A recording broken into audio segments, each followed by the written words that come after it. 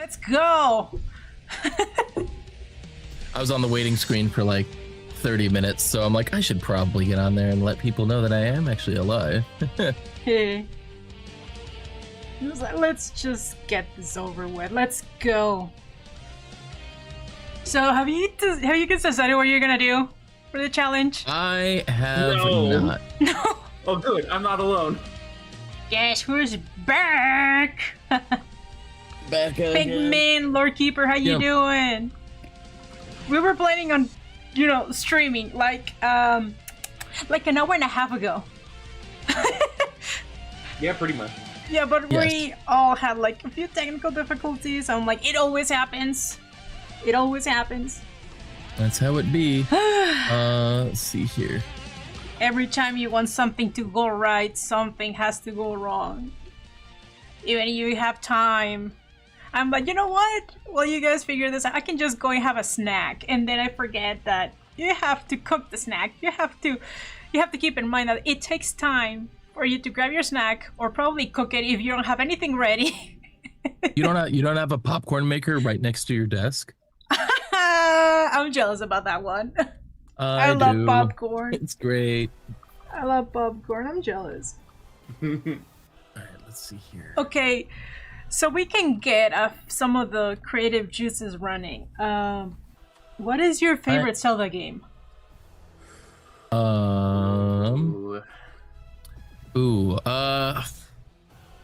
Here's the thing. I've been playing them.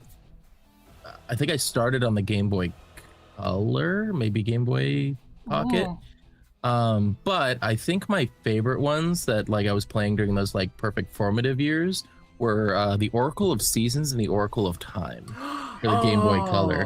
The Oracle of Seasons. Oh, I really liked those. I like that too. I'm going to invite you to do a stream together thing, Lycan, so we can combine our chats together so people aren't like so when we're responding to chat it's like not so we all see when it's happening. Crazy. Understandable. Okay, so let me just copy and paste this picture because I was going for references. Sorry, I didn't mean to derail you there. Come on, there we go. Let me get my pen out. Let's go to my browser. Twitch. You said I just have to go to Twitch and Yeah. Okay. Oops, I just realized I posted this doodle of my slime yesterday and I forgot to Oh, that looks so nice. I forgot to remove the cool. sketch layer. It's the joke that I always make him like super caked up. Oh wait, you guys can't see it from here. I was gonna say, there we go. Yeah, little buns. Those are cute little buns. Are awesome. I mean, great expression with it too. I was chiming in on there's apparently a what's the word for it? A controversy going around right now in the VTubing community where the VTubing convention OFCAI in California is having a Fansly booth, which Fansly is adult oriented, basically like it's like an OnlyFans style provider, and people are getting all up in a tizzy about it, and they're like, well, this convention has kids that are going to it, and this is really inappropriate to have at a convention. And I'm like, have you been to any convention ever? There's always adult booths, and they always, like, before they interact with anyone like who looks too young, they always card that person. Like, it's not like they're putting it front and center for like as the kids are walking in, it's like, hey kids, you want to see some boobs? And I'm like, I think you guys need to lighten up a little bit and just understand that like it's always at a convention. I mean, if you don't want your kids going anywhere near that, like I think the minimum I think for OFCAI at least, like the minimum age that they want people to be there is like 13. Mm-hmm. So at the very least, there's you have to be a teenager, which I'm not saying they should have access to that booth, I'm just saying that they're make smart decisions with your kids, you know. Oh, kind of like this reminds me. You know when the Deadpool movie came out? Mm-hmm. People assume it was just gonna be your generic superhero movie, and they brought their kids along. Idiots. Did you send me the invite? I did. I sent an invite directly through Twitch, but I also posted the invite link in the collab room. Oh, okay. Time, I see it. I see it. That was probably an awakening for quite a few kids going, "Oh, whoa." Join session. Okay. And here's the thing. I get it, but conventions are like, there's always like, every convention I've ever been to has had like very scantily clad people walking around in, you know, questionable cosplays, and that's just kind of like. Oh, guys, you guys doing right there? Brit Studios. How you guys doing? There are some usernames that I'm having trouble pronouncing. I'm sorry. I'm looking at it. I'm looking at chat. It's good. I wish I could see your guys' chat too. How you guys doing? I got my glasses. Oh my goodness, for the past few days, I've been like on my computer for hours on end, and I feel like my retinas are giving way. I'm like seeing double now. Oh no. Because I'm gonna be with my parents like for 10 days. It's like my little vacation, you could say. I'm not gonna be able to see them or travel anywhere until probably Christmas, hopefully. Mm-hmm. So I want to spend some time with them. Yeah. So I mean, is it drier where they are or where you are currently? Oh, it's dry. It's dry. Comparing that to Tucson, it's humid as heck. I was like, you know what? It's the desert. I live in Vegas for like almost 12. I don't know. I've been since 2006. Apparently. So I'm used to the heat, but I didn't know that heat and humidity don't combine very well. No, they combine great. They work really well together. Just like it's a detriment to human life. I was gonna say one more thing in regards to like seeing people in scantily clad. I might be a bit defensive because this is a cosplay that I have done at a convention. Nice. Accurate though. You know what? That is so accurate. Cool. Yeah. You know what? Ivanka, right? What was her name? Huh? What was her name? Ivankov? Ivankov, yeah. I was like, I got it right the first time. I was like, oh my god, she is an idol. I respect her so much. I just have it playing in my head that Luffy boy, Luffy boy, Straw Hat Boy. My boy. You know the best part about this cosplay is my wife also cosplayed them and cosplayed the female version. Oh, perfect. So that is epic. Did you have? Please tell me you did some like crazy like films where it's like you would do this and you'd cut and it'd be her and cut and be you. Not necessarily. We didn't get too creative with the filming. This was a while ago and I didn't have like a good camera or anything. I did make a. If you remember the scene. The last. The scene. Huh? Oh, I'm sorry. No, go ahead. Just real quick. The last convention that I went through, it's where they came here to Tucson, and it was the voice actor for freaking Musan from Demon Slayer. Nice. So he came around, and I didn't take pictures. I don't have them in my phone. I haven't posted it anywhere. But I went there dressed up as Tengen. Oh, nice. I went dressed up as Tengen, the wing and everything. So when I went to the booth for the voice actor, he signed and he's like, "Oh, you look amazing." And I was like, "Oh, thank you so much. I worked really hard on this." And then I just flexed and everything. And he just like, ah! He was laughing his ass off though. I was like, yes. So does that mean for the next art collab we need to do a Demon Slayer one? Ooh, I'm down. I'm down. Yeah, unless Pwebs finds free time, then I'm pretty sure it's Sonic. Yeah, it's gonna be so probably Sonic. Also, epic photo. Love it. Yeah. I got the scene where he gets the poison on the face. It's like, my makeup's too thick, and it's like so dumb. That was actually on the One Piece subreddit. This post was like their 5th highest post, like I don't know if ever, but at least in the year, and then it got taken down for abuse of minors, which I don't understand. It was just people reporting it just to report it, because if you report it like that, Reddit will take it down automatically with no appeal process. I see. Abusing the system. Got it. Yes. Anyway, so we are doing a Legend of Zelda. Right? Legend of Zelda drawing. Now that we maybe got a bit of the wiggles out. Who are you drawing, Lycan? So, I made a poll, and everybody, like, the Fierce Deity Link is the one that had the most, have more than half the votes. So I was like, why am I not surprised? I was trying to mention older characters from older games, because I knew that if I choose from newer games, those were gonna win.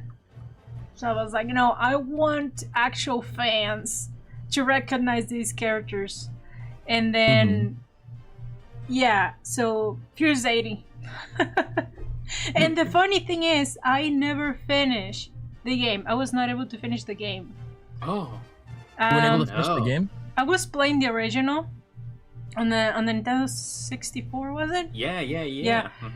But the console that my brother-in-law had wasn't working. It kept crashing. So I wasn't able to go too far. Darn. My sister got the 3DS version. I do have a 3DS with me, so probably I'm gonna have to play the 3DS version. If I have to pick my ultimate favorite game, will be Ocarina of Time. That one is my utmost favorite game. I mean, like, there is absolutely everything to talk about. Everything. You can just keep talking about it for hours. I never had a Nintendo system growing up. Oh. I never had a Nintendo. Were you a PlayStation kid? I was a PlayStation kid. I had all of the Game Boys. I had a Game Boy. I started at the Game Boy Pocket and basically had every handheld system. But I never got a Nintendo 64. Never got the Super Nintendo. Never got the NES. Anything like that. So I actually didn't have a lot of the console Zeldas as a child. The only times I actually played was when I would go to like the community center after school, and they would have a console and they would have that as an option to play. But the problem with that is I was only there for like a couple hours a day, and you can't really save your place when like there's a bunch of other kids also using the system. So I never really had, like, I could play it during that day, but by the time I come back the next day, if I got the opportunity to actually, play it again, it would not have saved my place. So, I never got that, like the full game experience. But I did, when I had my Game Boy Color, get the Oracle of Seasons and Oracle of Time. So those were my, like the ones that I played through.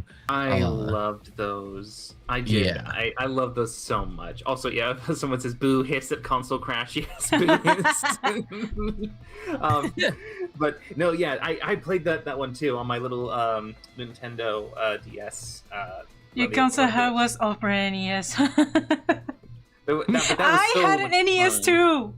Nice. I had an NES too. Lucky. You know what my main game was? It was the original Mario and Duck Hunt. Duck Hunt? Yeah, oh, there wow. was like a cartridge that had both games. I don't know if you had that one. I remember that it came in a bundle. It had Mario, Duck Hunt, and it was in a package where it had the gun. Okay. So those are the ones that I grew up with, the original Mario and Duck Hunt. I remember that I was like mind-blowing that you can shoot things if those said things are in the screen. I was like, this is witchcraft. It was like, oh my god.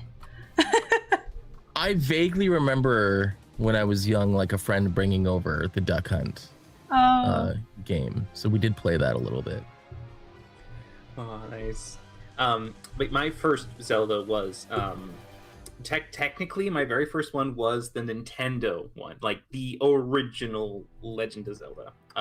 Where it was like, you're on that little 2D platform back then. And that was, funny enough, I played it in Vegas when I was a kid, and they threw children into the babysitting area. We're just like, parents are gonna go gamble, off you go. And so we were thrown into like the kids daycare center essentially, and one of the things they had was like the big screen that's like, here's the video game. It's like, ooh, Zelda.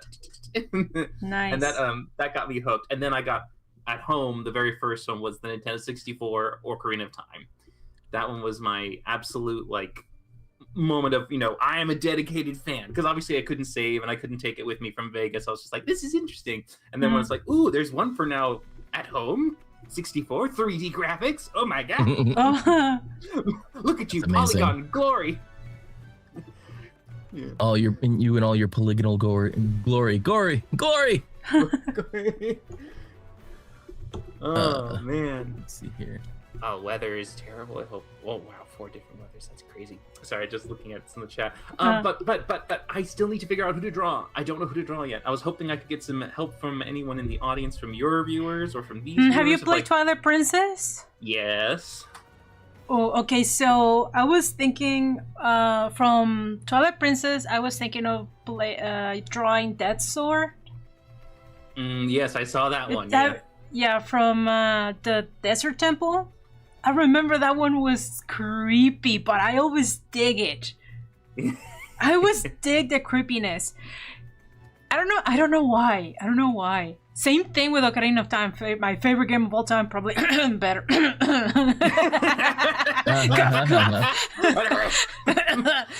Shadow Temple. I freaking love it. That was my absolute favorite dungeon.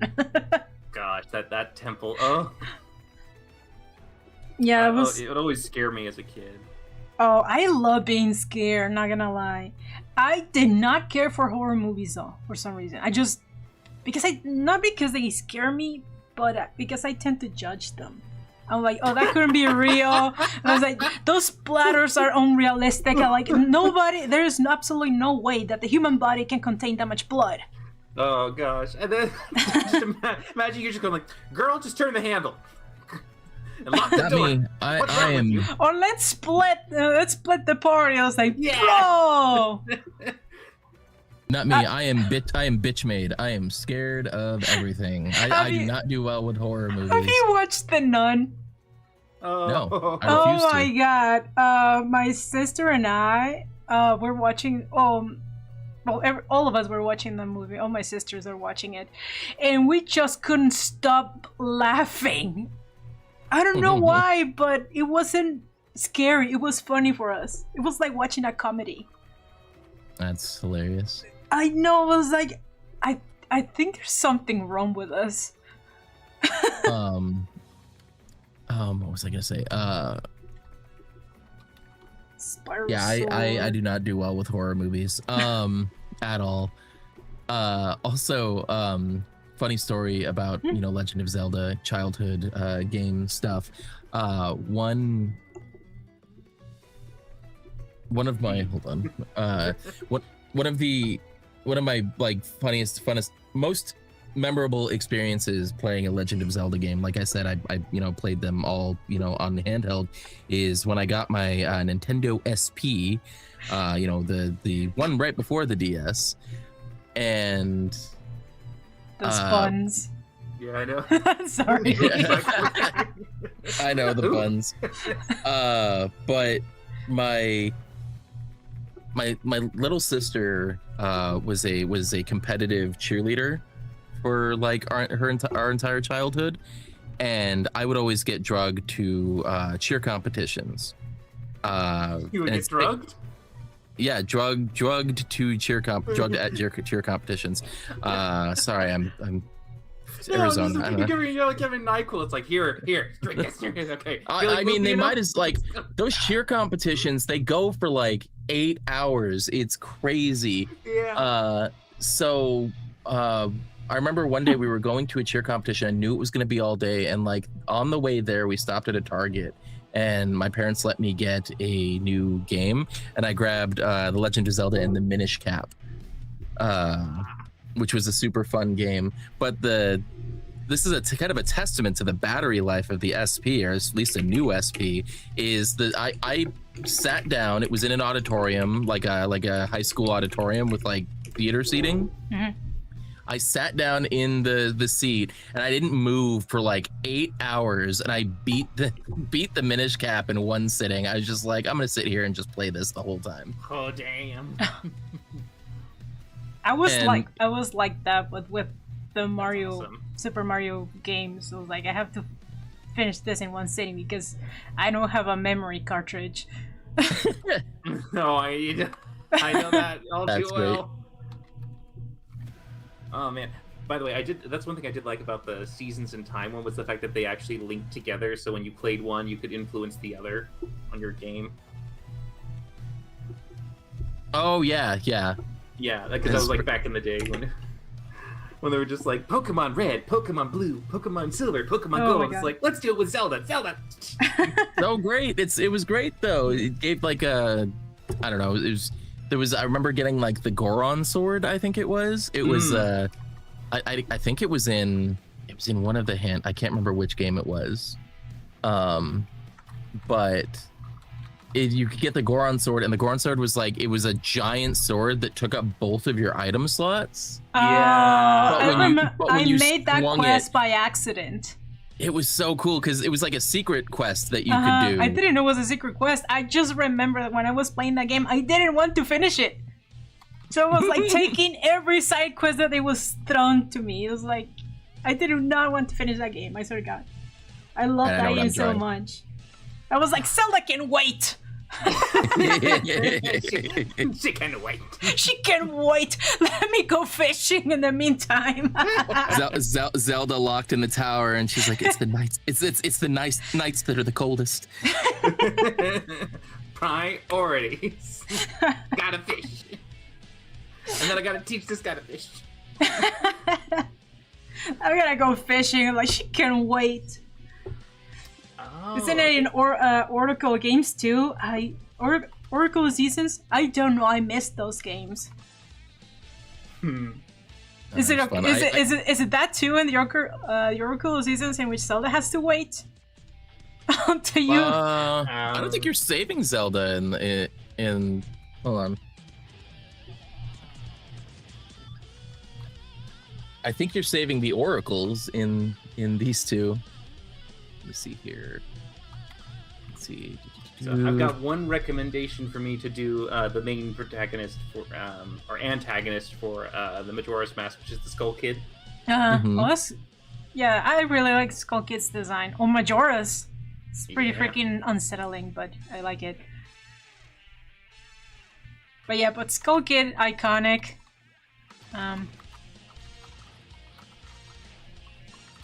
And Skyward Sword.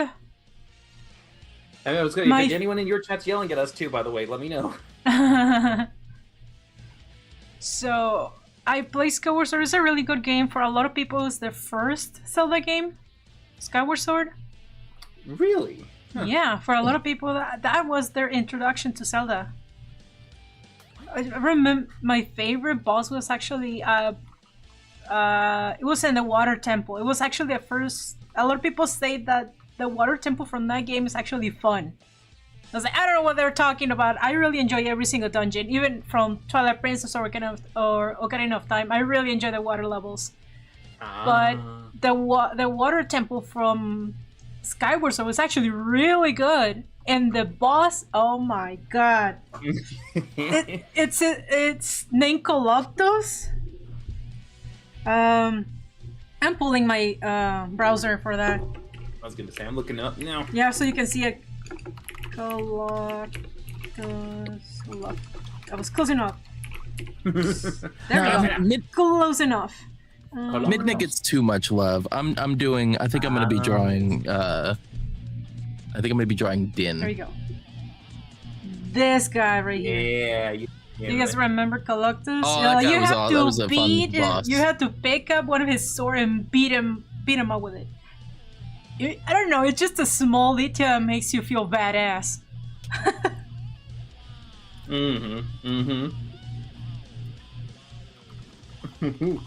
I kind of like how people in my chat are they're digging the evil vibes. Like you initially said, the death sword, I think it was from Twilight, and now I'm getting like Skull Kid, Dark Link. It's like, ooh, we're going into the dark. Yeah, I think I'm gonna draw. We're going back to our years of the early 2000s where everybody is dark and gloomy. We're going back to our emo phase. A lot of people, yeah. If you notice that a lot of the fashion is coming back. Oh yeah. Cyclical stuff. I'm not complaining though. I really like that. My legs were too short for trip pants, and I never got over that.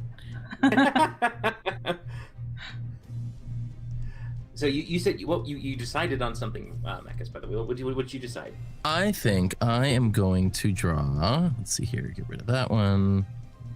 And gonna do. Nope. This. So I'm gonna try and do this pose, and god damn it, the wheel on my keypad is killing me. I'm gonna try to replicate that pose. I haven't decided on a pose yet, but I'm gonna draw a Din. Yeah, I was gonna draw Link standing up with his sword on hand, and that's it, just like a regular pose. And I was like, that is so freaking boring. All right, let's see here. God, you boring. Just, I don't do boring. I like a challenge.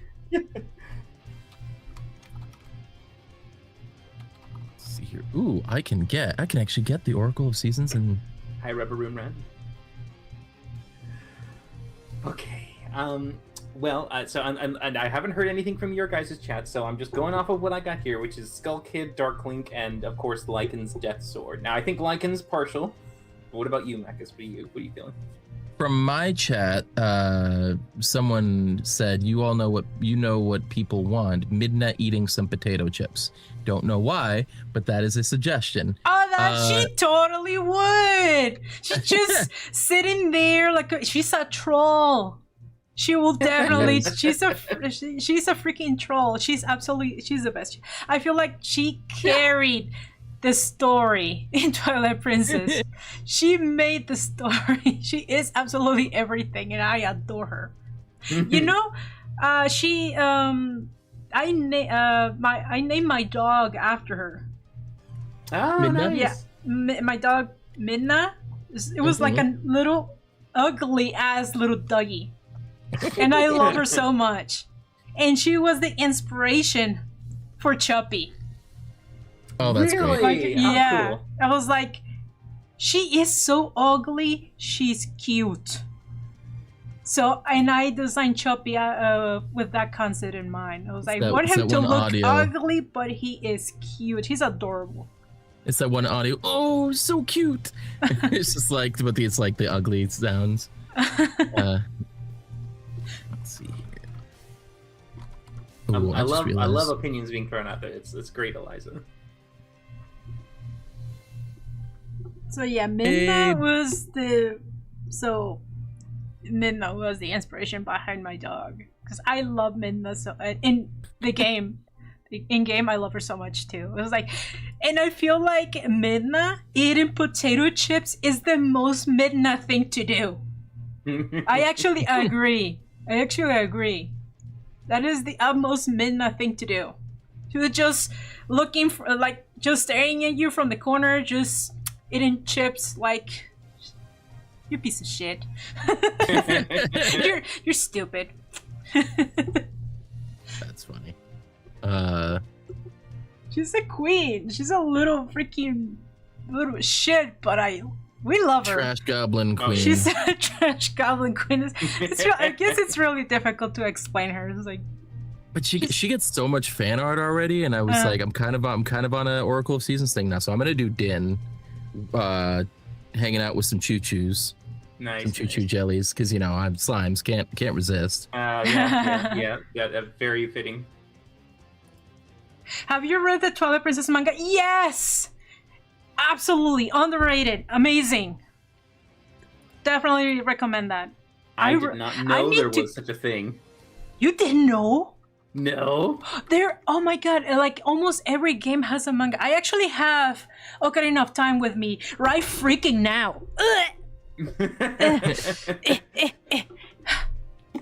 Okay, so people who are in my chat can see my little screen.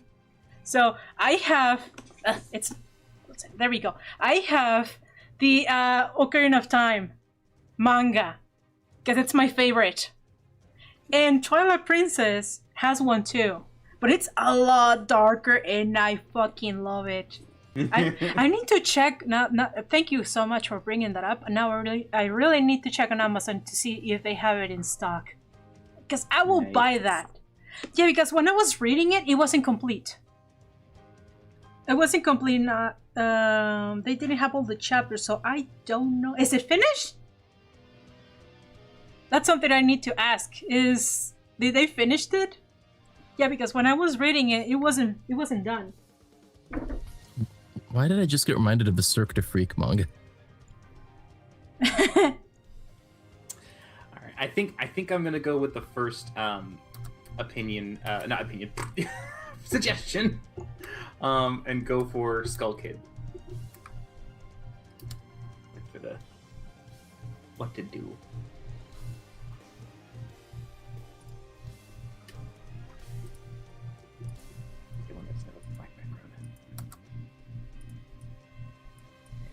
Sorry, I just realized I hadn't posted today's video on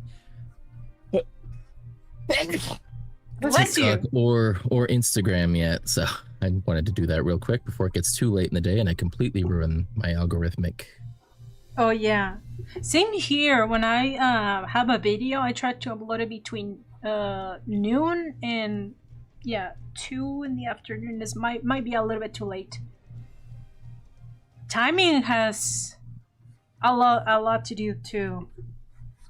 Yeah. And the days too. Is it just me? Is it just me? Because back then I used to, timing aside, days count too. Because I remember like 2 years ago when I started uploading and my views were doing decently. They were doing okay. Mm-hmm. I found that uploading between noon on Saturday or Sunday, you get a lot of views, but now it's the opposite. If you upload on a weekend, your video might I get like no views on the weekend. Yeah, weekends are terrible. Yeah, I was like, is it just me or weekends are no longer, good for posting? Because I was but you know what's great for weekends? Live streams. Yeah, I need to do that. They go crazy on the weekends. We should probably change our streaming for weekends as well.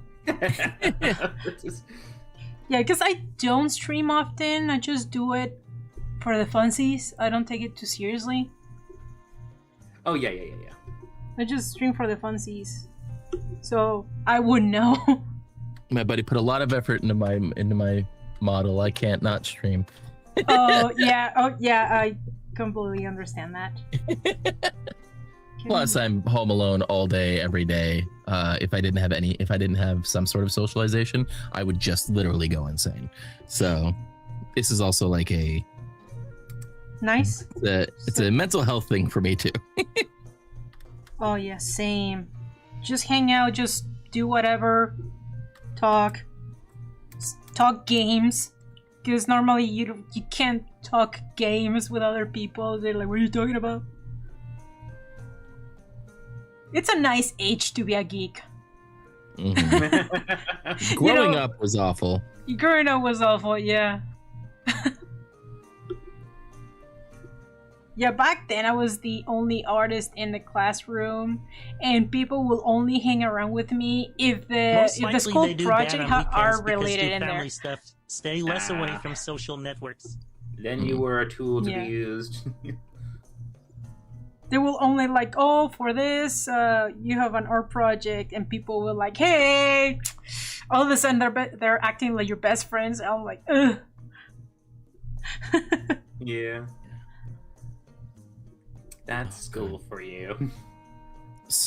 I got a haircut and trimmed my beard the other day, and I had multiple people be like, wow, you've got a lot more gray than you did last time I saw you trim. And I'm like, thank you. I love to hear this. Like, my wife was like sitting there the other day while we were, I can't remember, we were at lunch after going for a hike, and she's like, starts counting the grays on the side of my head. And I'm like, damn it. Jesus. My birthday is next month, and I'm like, I'm feeling the age. Next month. Yeah. So you're from June? Yeah. Nice. June 11th, so. Mine is in July 30th. Oh. Nice. My sister's is July 25th, but. Oh, so not quite a Leo? Not quite. What would she be? It's July? I forgot because I wouldn't know. Yeah. Wow, you were born in the 1990s. I was almost born in. I'm 1991. I was like early 1990s. 1991. Yeah. Mm-hmm. I was born in the 80s. You got to boogie a lot. Well, I mean, I was a little toddler at that point, so I mean, there was like about 2 years left of the 80s, so it's not like it was much. Grew up as a 90s kid. Back in the 90s, I was in a very famous TV show. Oh. Again, BoJack Horseman yes, is a. Yes, I was gonna say it's BoJack. That's one of those shows. It's one of those shows that you watch and you're like, I'm not the same as I was when I started this. Getting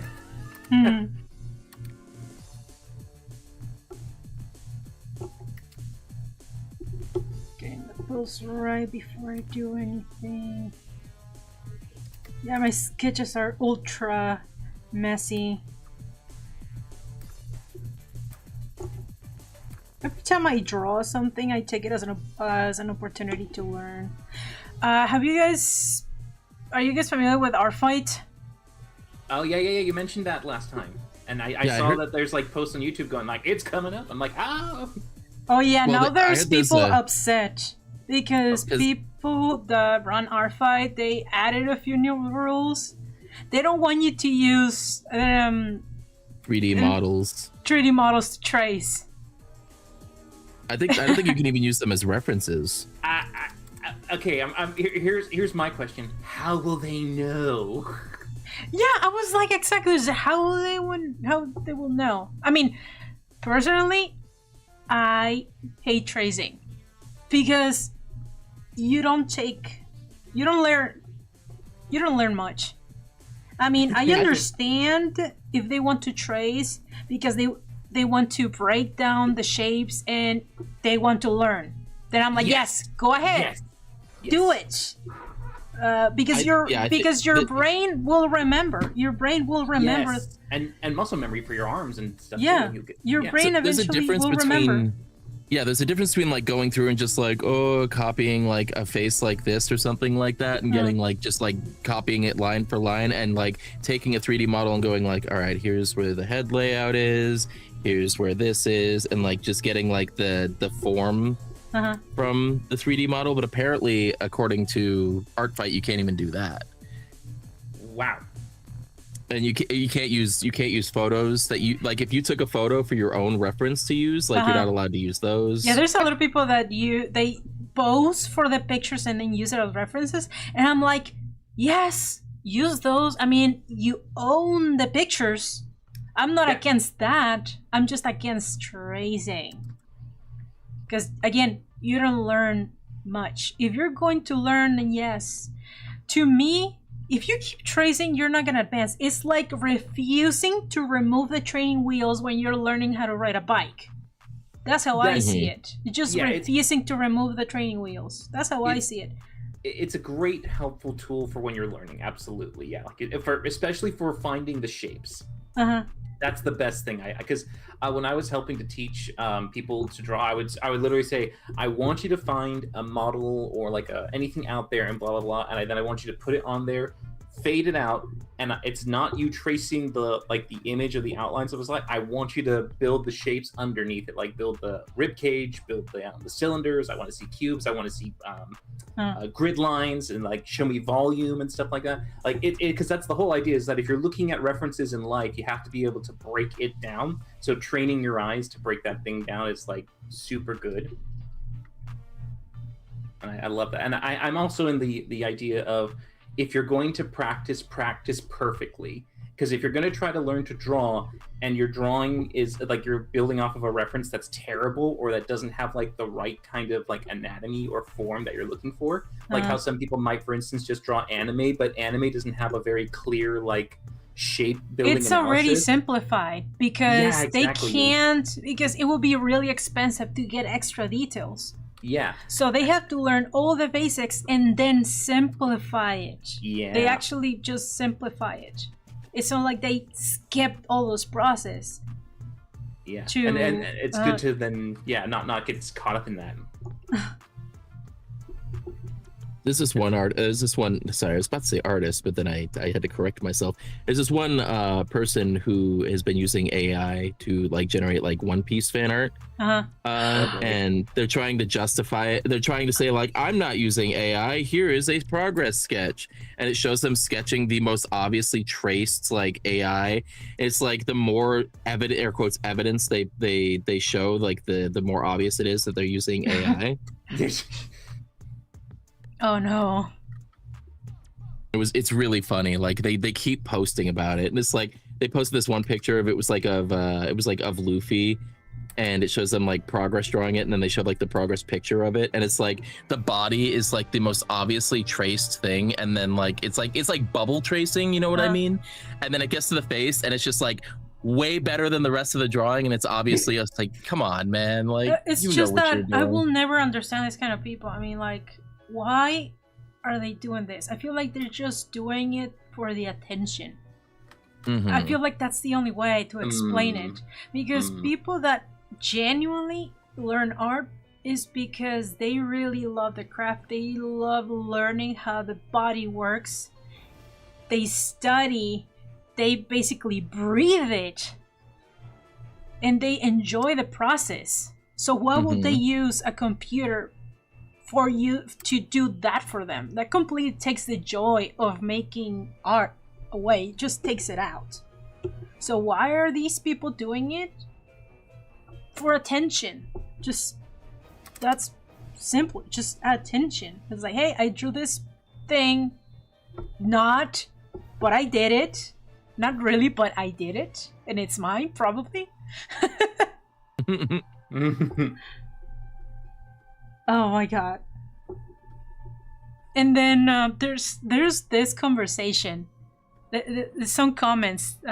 People were talking about some comments of how people were like saying how this technology uses water to survive.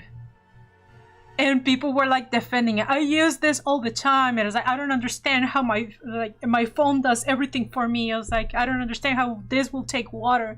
And I'm like, your phone is not the one processing that. It's not the one running the AI. It's the data centers. It's like, yeah. So they think that the phones are doing everything. Like, oh my god. Arnar.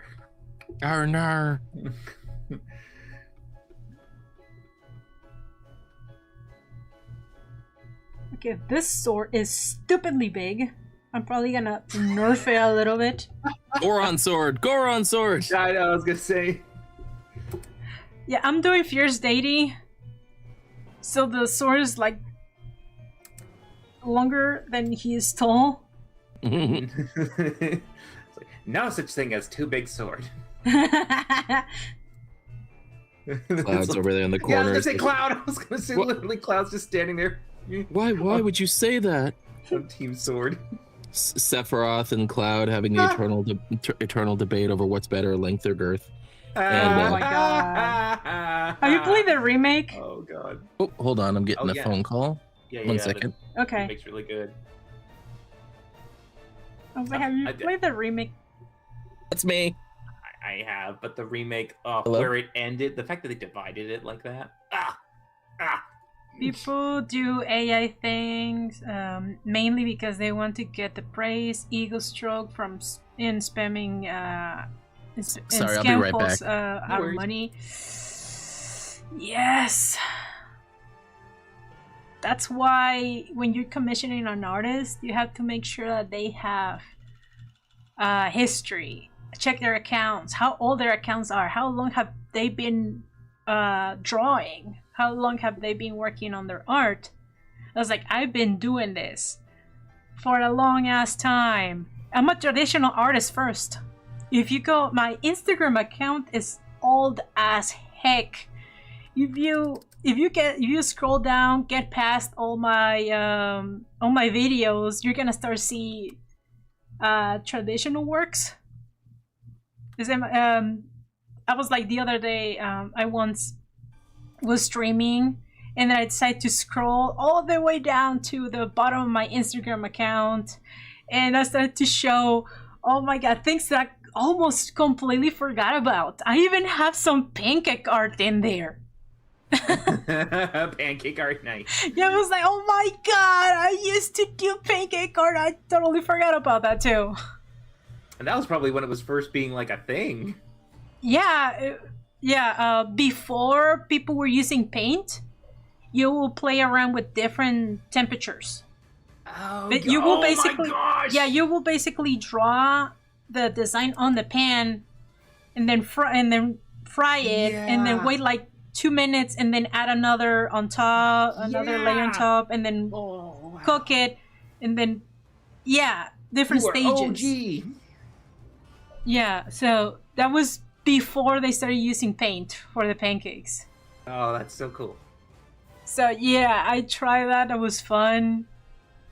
Wasn't my best. I just gave it a try. It's just something that I wanted to do for the shits and giggles. I I did some acrylics. I painted a little bit of acrylics, and I drew a lot of dinosaurs too. I did a lot of dinosaur art because Jurassic, not Jurassic, it's I keep saying Jurassic Park, but no, it's Jurassic World. When the first movie was announced, I was losing my marbles. So I was like drawing dinosaurs every single day with pencil. So I was still doing traditional. This is super nice. So yeah, if you want to, I'm going back a little bit. So if you're gonna commission an artist, gotta make sure they have a trail of history of them making art. If the account is new, that's a scam. That's a scammer. If the account is brand new, that's a scammer.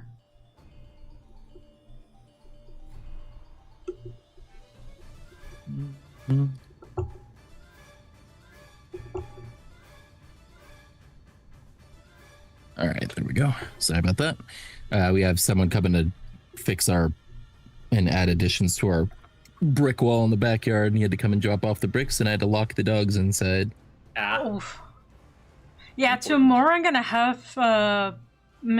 They say that we have mandatory pest controller in our freaking building, so we have to take everything from the walls, put it like in the middle of the room, in every single part of the apartment. It's gonna be annoying. And I already asked for a friend so they could keep, so they can take care of, so they can look after our dog for like 4 hours.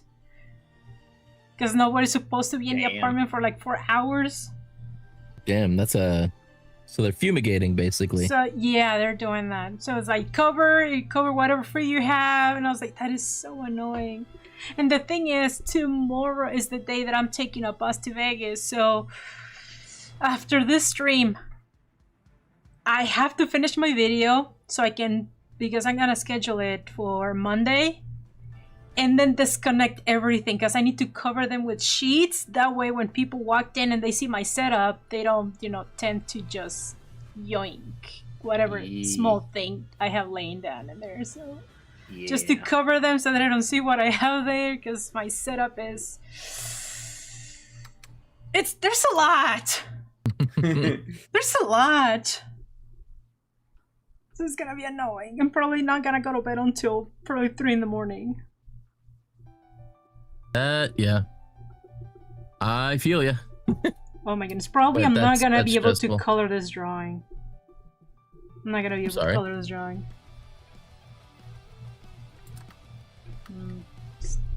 Done right here.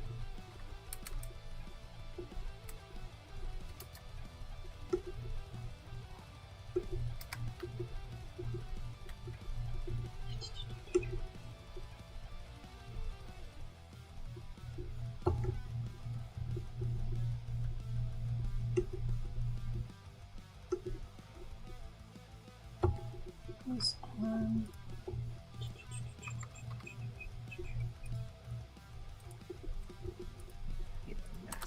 Whoa, too big.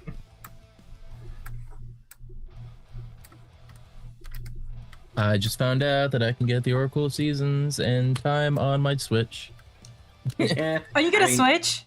A Switch? Huh? You got a Switch? I do have a Switch, yeah. Not a Switch 2? No, just Switch 1. They're saying that the Switch 2 is getting games finally. Oh, is it? Yeah, the only reason why I have the Switch is because my sister got it for me, so I could play Tomodachi. Oh, so nice. far, I love that game. I love that. I don't have any other games yet, but yeah, she was right. I'm obsessed now. It is so crazy how just like it is the simplest like crazy bad AI voice of it's just everyone's just like out loving it. Oh man.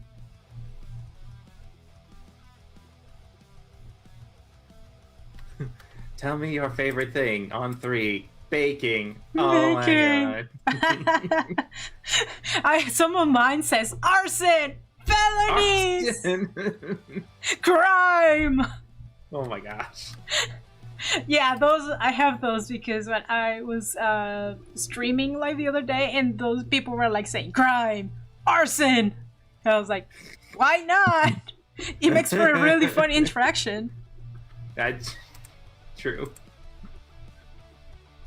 Thank you, Eliza. I'm adding every single character that I ever shown in my videos. Yeah, I was not intending, I was not intending for 2 of my characters, the most popular couple that I have, to mangle behind my back and pop out a baby. Ah! What? Oh. 2 of my characters mangled and had a baby. I was like, yeah, I called I sent her a text to my sister, the one who got me the game. She was like, oh no, it's like these 2 went behind my back and had a baby. And she was like, they let you know. I was like, yes, they did. They were like, oh, I was like, my character, the fairy, Gwen, she's like, yeah. Oh, and like, I really want to talk to Martin about, having a child. And I put the option, absolutely not. And then she gave me the text. Oh, well, I'll give it some more thought. And that was it. So I didn't touch the game. I was like, okay, I'm just gonna... So later in the afternoon, right before bed, because there's some specials in the store that you can get at certain hours. So I decided just check on it. I opened and I booted the game, and they're like, "There's somebody who wants to meet you." I was like, "Okay." I pressed it. I didn't even finish reading. I just pressed it. And then boom, there are two of them with the baby. And I was like, oh my freaking God. I said no and they did it anyways? On brand. These two had it for each other. Oh my God. I said no and they did it anyways. They did it behind my back. So, probably you're gonna be asking me, is the child canon? And I'm like, yes, it is canon. It is canon. They were meant to have a baby, but not yet. I mean, at the same time, I'm just like, in the game, does the baby grow up? Oh, yes, you can put it to grow up, or you can put it to not age. Oh, shit. They give you an option. None of my characters, I put them to age. Yeah. Because I wanted to keep it as slow going as possible. Yeah. But I was like, I'm pretty sure, like, oh my God, if this game needs birth control. Okay. This game needs birth control. Because if the voice of God is not strong enough. The voice of God is not strong enough. They went in there and did it anyways. I mean, in their defense, they were married. But still. Yeah, in game the characters were married, so I guess in their defense it was fine, but I said no. I mean, come on. How long before they start, like, you say no, you guys can't get married, and then it just becomes a Romeo and Juliet situation? Oh, who knows? Just imagining, it's like, darn you, free will. You free will. I want to see a video game that does that, where, like, okay, you ban alcohol on the island, they start making speakeasies that are hidden from you. That would be great. Oh my God. It just now you're just making me think, like, this is how we teach the children about AI. Trying to do things when you tell it not to. How do we solve these problems? I really recommend you, Marcus, I really recommend this game. I really recommend this game. I might try. I don't know. I've never really. I played like 20 minutes of crap. I came Animal Crossing, and I'm like, yes, I don't know if this is for me. So I don't know if Tomodachi Life's like kind of struck me as very similar. Are you familiar with My Sims? Yes. It's technically that. Oh, it's just basically The Sims again? But with more customizing and yeah. Okay. It's fun to design the characters, and as you go playing, and as you play the game, you're developing their personalities too.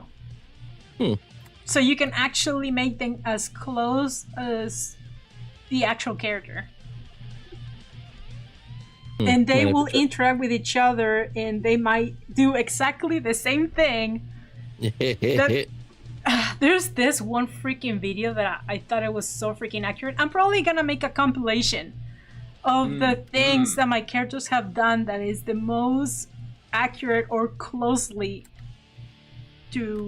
Can you get away with that by being like, okay, you guys are related, so no babies for you. Just do no. No, they can't do that. You can't? The game actually respects that. If characters are siblings, they won't do that.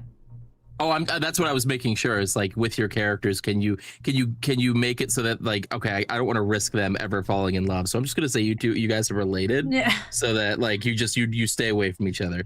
In the canon, you will never find love. No, they won't do that. They tell you. And if a character is a child, nobody can have a crush on it. Good. I know. Mm-hmm.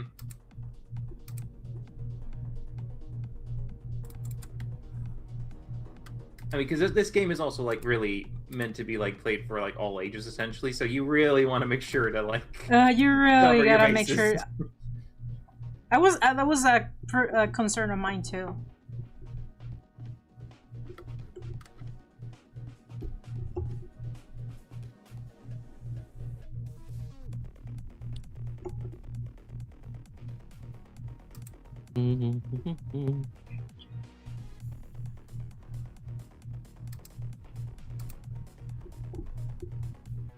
Also, I just got sent a.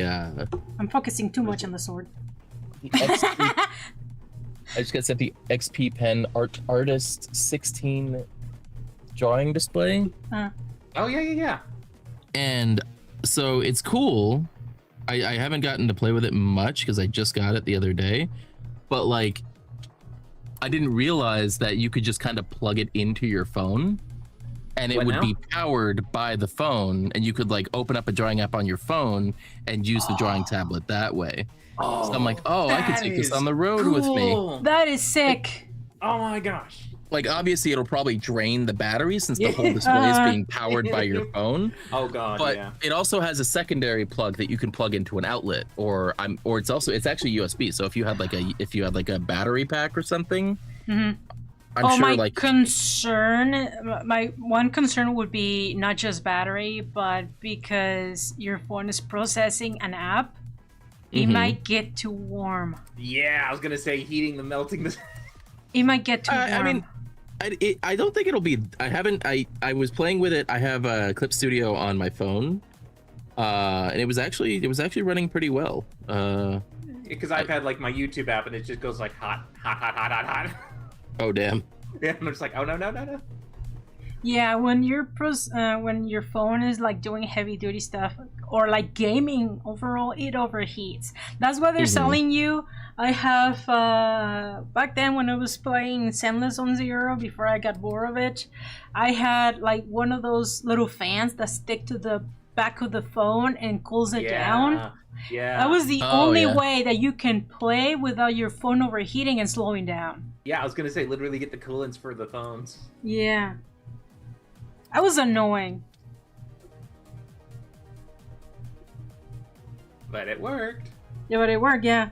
It's clunky, but it worked.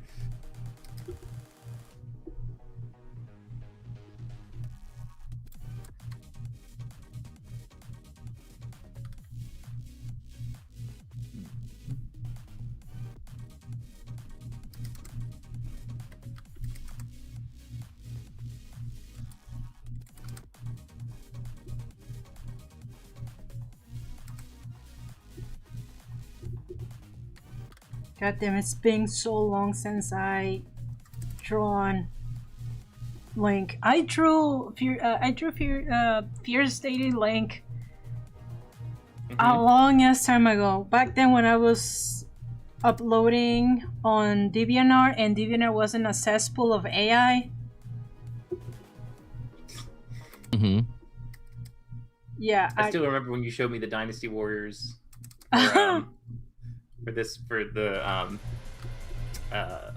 what's this one called again? The Mask Link, the one with the God Link.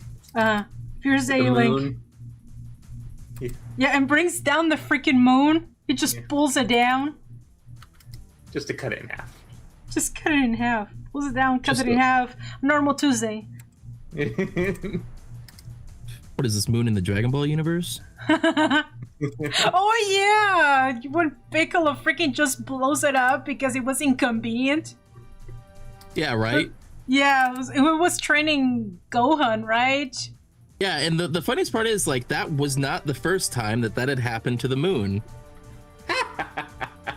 in the original Dragon Ball, when I think Master Roshi was fighting Goku, like a younger Goku, and he started to turn into the Ozaru, and so like Master Roshi used his Kamehameha to blow up the moon, and everyone's like, oh, that was cool, where's the moon? And Roshi's like, I had to blow it up. They're like, wait, what? How is the world not ending?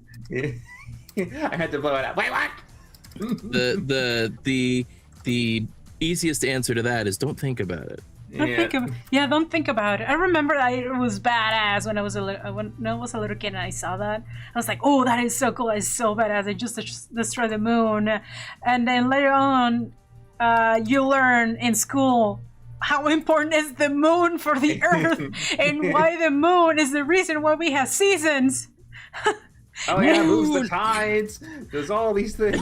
The moon is a break. So so the freaking Earth doesn't rotate too fast too. That too. Oh my god, I was like, how are we not dead? How are people not dead in that universe? You need a specific set of circumstances. Don't think about it. Just casually blows out the moon. Yeah, and then it like got wished back at some point between I don't remember if they did it during the Dragon Ball series or it was like during the time skip in between. And then yeah, like when Piccolo kidnapped Gohan to train him for the incoming Saiyans, Gohan started to change when he was staying with Piccolo. Yes. And Piccolo's just like, oh, he's changing because of the moon. Blow up. Wait, Blow it up. Yes. Well, it was actually smart because he didn't technically do it just because of Gohan. He realized that all Saiyans could use that moon to transform into that monster, and he didn't when Vegeta and Nappa showed up. Where the fuck is the moon? Yeah, he didn't. Where's the goddamn moon? Who said those were supposed to have a moon? But yeah, that was like canon to the series, to the actual series too. So like that was like Piccolo's strategy. Is like we're not going to take the risk of them using the moon to transform into monsters. Can you imagine being the person who finally gets to make the wish, and you're just like the responsible person is like, I gotta get the moon back. I'm sorry, guys, we're having nationwide disasters. Everything's crashing. We're like, we need it. Fine, nothing Blame it for on me. The a group of random guys, collect the Dragon Balls, not Z Warriors, and they summon Shenron, and the guy goes, "Hey, so Kyle, what are you gonna wish for?" Surfer bro Kyle. He's like, "What do you think, bro? Give me the moon. I want to surf."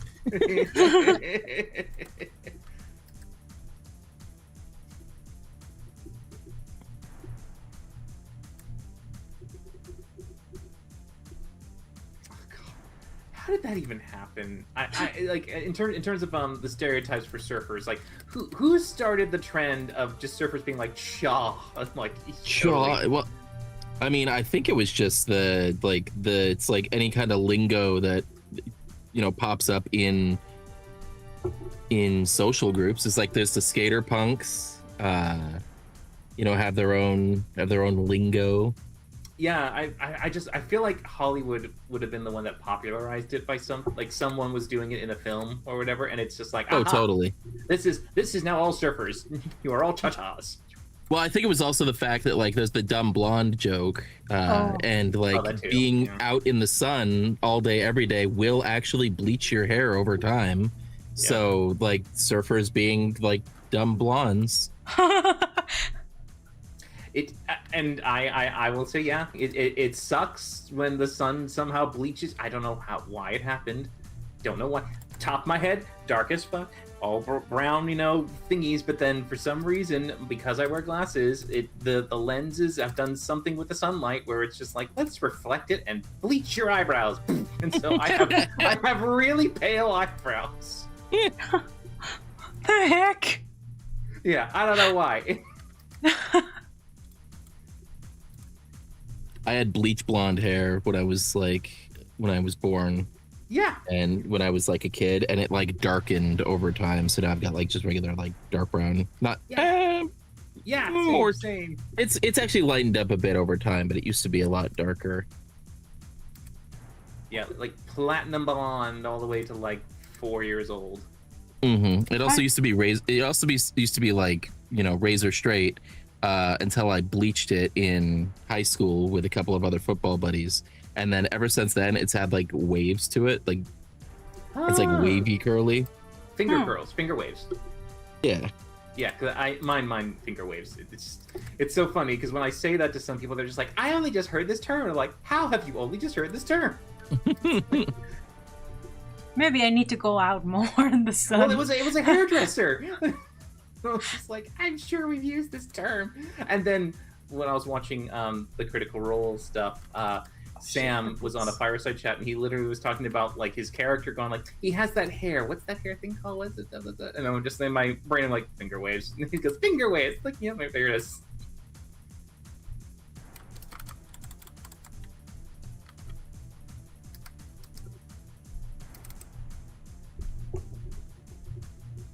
Foxtrot, thank you for following. Actually, wait, hold on. That's Lycan. Lycan, you just got a new follower. Yay! Wait, hold on a second. Thank you so much, Fox. No one followed me. Yay! Wow. Hey, Foxtrot just followed me. Thank you, Hey. Foxtrot. There you go. I love Thank getting you. a pity follow. I mean, I like the fact that their name is a dance move. Is it? Yeah. It's either that or a call sign. No, yeah. The foxtrot is it's a very classic ballroom dance move. Same with the waltz and I mean, you've got the let's see, what's the other ones? It's foxtrot, waltz. I don't think the waltz is a thing anymore. He stepped down, didn't he? You know better than that. Waltz never died.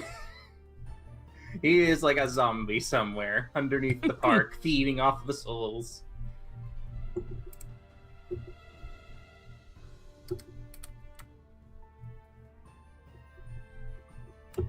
But yeah. And by the way, the only reason why I know this, the only reason why is because my dad is doing a ton of dancing, and he's just talking about the foxtrot. I'm just like, I now know. I wish I knew how to dance. Oh, me too. Well, you Learning can how to dance. dance is like, I can't. yeah. No, well, I Learning mean, how to dance is actually totally a skill that like people should like learn. you can dance. It's just, can you dance well? I mean, you can dance if you want I mean, to. I You can leave your friends move. behind. I can move, but not with rhythm. But if your friends don't dance, Oh my god, I feel like, you would probably be like a hoot when it has those games where it's like Guess the Imposter, where you have the whole DJ listen to the headphones thing, and Oh you're trying my to figure out God. who's not listening to the song, but you are listening to the song. It's just that your rhythm's not in sync, and everyone's just like, oh my "Ow." god, yeah, that would be awful. That'd be good. Actually, honestly, they really should do that. There should be a YouTube video where it's literally taking people who have zero dance skills and making them do the Guess the Imposter. Oh god, no one would win. This guy never skips leg day. Mad respect. So I'm trying to remember leg muscles. I was like, and that reminds me, my next day is leg day. Damn it! It's how he can lift the heavy sword. It's all in the legs. It's all in the legs. In the gym. It was really My bad next lately. gym day is leg day. And then you're just gonna be really sore afterwards. And, And then you can't move. I was like, yeah. I was like, arm day, chest day, back day, yeah, leg day. It's like that's the one that you really can't really afford to not be able to use. You have to plan it. Hey, are you gonna be walking around, or do you have places to be? Make sure to plan ahead if you're gonna do leg day. Yeah. That reminds me, my next day is leg day. We went for a hike up in Sedona. I love hiking. What's It's been the, a while. what's the city in Arizona that's got the teal McDonald's? Is that Sedona? I have no idea. I actually haven't gone hiking a lot since we moved to Tucson, but in Vegas we have this trail. My absolute favorite. It's called Gold Strike, Mm-hmm. and it has hot springs at the end of the of the trip. It's Oh yeah. Good reward. Yeah, I absolutely love it. I will just go there tired, and then you just soak in, and it's the absolute best reward you can ask for. Well, But then you gotta climb up, so you cannot afford to stay on the hot springs for too long, or else you're gonna be sorry. But you're gonna be sore, and you're gonna be sorry. It says you. I live here now. Yeah. I love me some good heat. Oh, a hot like jacuzzi or a hot tub or a spring. Or, I whatever. strongly recommend that. Although there is ropes, it's a high intensity hike, So you need ropes to get up there? cannot go without water. Oh You my have god! to- You cannot go without water in there. If you ever go to Japan, go to Kusatsu. They have it's like a hot springs village, and it's amazing. It's tattoo friendly. So if you have tattoos, you can go in hot springs, no problem. Good to know, because apparently they do have like a tattoo policy over there. Yes, they do. They say they do. I mean, for foreigners, it's less strict. Oh. Yeah, because we went to we had a they're foreigners. Hotel. They're stupid. They don't know, so they give us a pass. Well, it's basically a way for them to unofficially ban the Yakuza from using their hot springs. So like they're gonna assume that a fat white guy like me with tattoos is like there's no way he's there's Yakuza. No way there's Yakuza. We have standards. They have standards. Ain't gonna happen. He's not even like it's just like but like we went to a hotel and they apparently had a tattoo policy, but we went like we were checking in, we're like, hey, we have tattoos, can we use the public baths? And they're like, oh yeah, no problem. So it's like, oh okay. Cool. But Kusatsu Village is like really freaking nice, and what's the word for it, like the whole town is built around the hot springs. So it's like they've got the water flowing all over the place. Like the center of town has this giant like sulfur collecting like river that has all the shops and everything like built around it. And you can get these things called onsen eggs, which are eggs that are like soft boiled in hot spring water. And you can crack it open and eat it. They give you sauce to eat with it. It's really good. I love it. Oh, I've never been to Japan. If I ever go, the first thing I'm gonna try it's the street food. It's like food. Yes. What's it called? Damn it! I always keep forget. Those octopus. They're like little balls. Takoyaki. Yes, that. I want My that. wife loves takoyaki. I want that. I have a shellfish allergy, and unfortunately, octopus like fits into that Oh man. into that allergy umbrella. So, but my wife really likes it. Make sure, so if you have like a texture thing when you eat, there's two different styles of takoyaki that you can get. I think it's like hold on, it's like the Tokyo and Osaka style. So let's see here. It's Osaka style and Tokyo style. So Osaka style is like still soft and creamy on the inside. So it's not like baked all the way through. And then Tokyo style is like more crispy. So it depends on what mouthfeel you prefer when eating. I don't care. It goes into my mouth. I care. I want it in my mouth. Now. I'm very much a texture eater, so like yes. I can't do I don't like vegetables I don't like mixing vegetables with real food because I do not like when I can't like be eating a burrito and then get the crunch of of an onion, and I'm like, no, I can't do it. Yes, I don't like cell walls from plants. Like when you bite into them, you're literally just like it's basically you're breaking a little prison like cell of water, and then all you're left with is just the fibers, and it's like, I can't chew these. They are fiber forever.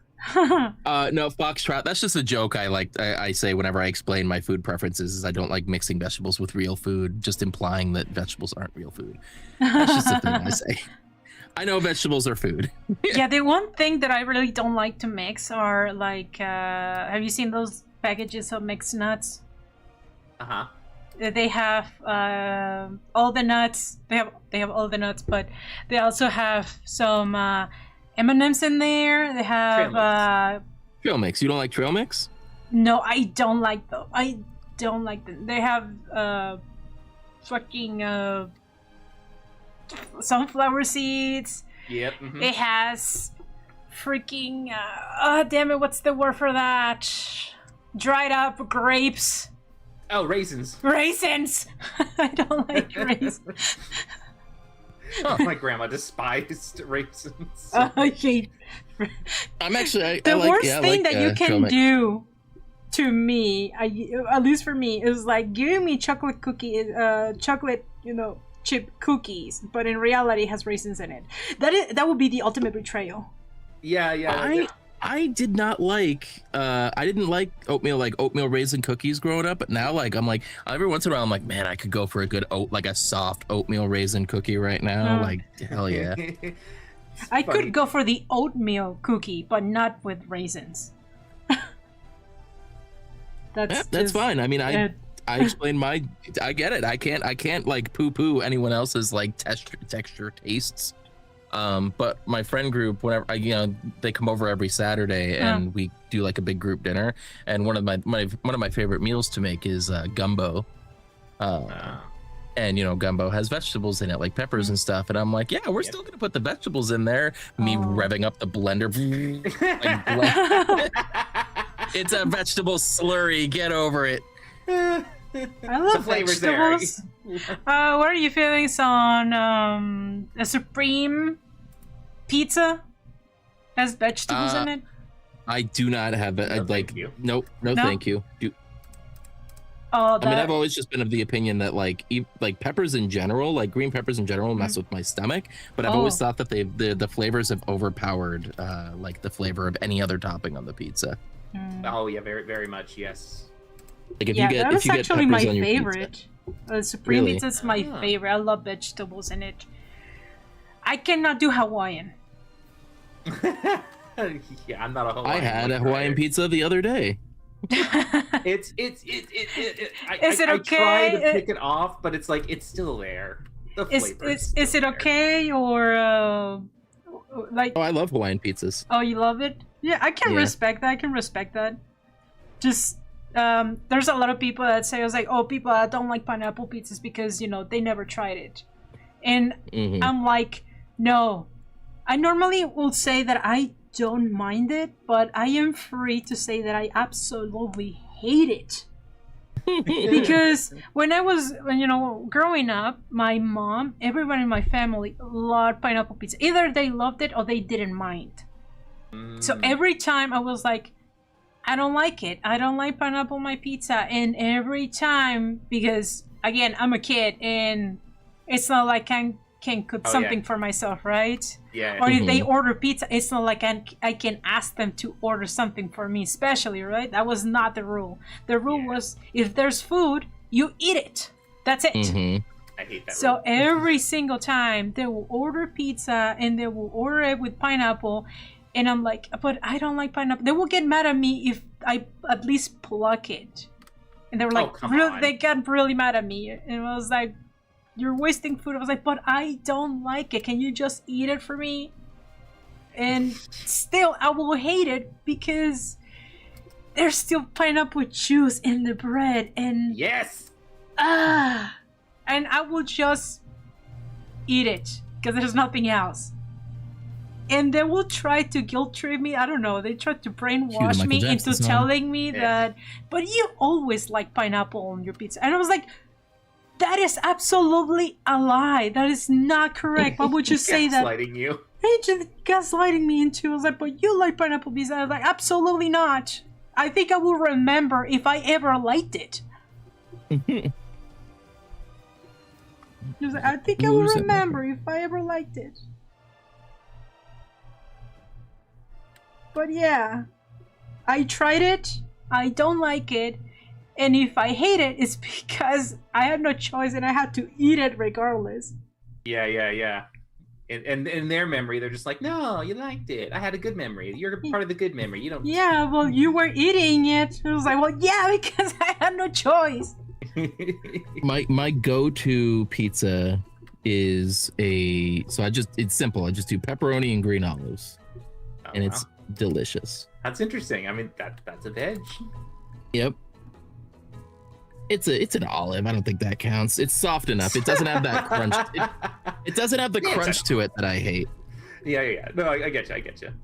But my wife was like, she didn't understand it for, the longest time. But recently she had like a slice of it and she's like, oh, damn. So now I don't have to split the pizza. I don't have to do a half and half anymore. She's like, I actually really like green olives now on pepperoni pizza. Yeah, there you go. It's the saltiness with the meat. Oh, yes. I mean, to me, my favorite thing is French fries with pizza because of the salts that combines with it. I love that. Mm-hmm.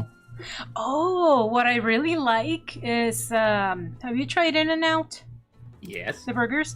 I love to combine the burgers with the fries. That is the absolute best for me. It's just the fries with... I love the fries. Yeah.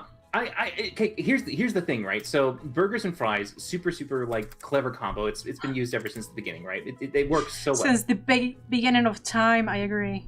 Yeah. But like to me, I but I was always wondering, I'm just like, because there were some people who just like, I don't want gluten, I don't want bread, and I'm just like, do you want anything?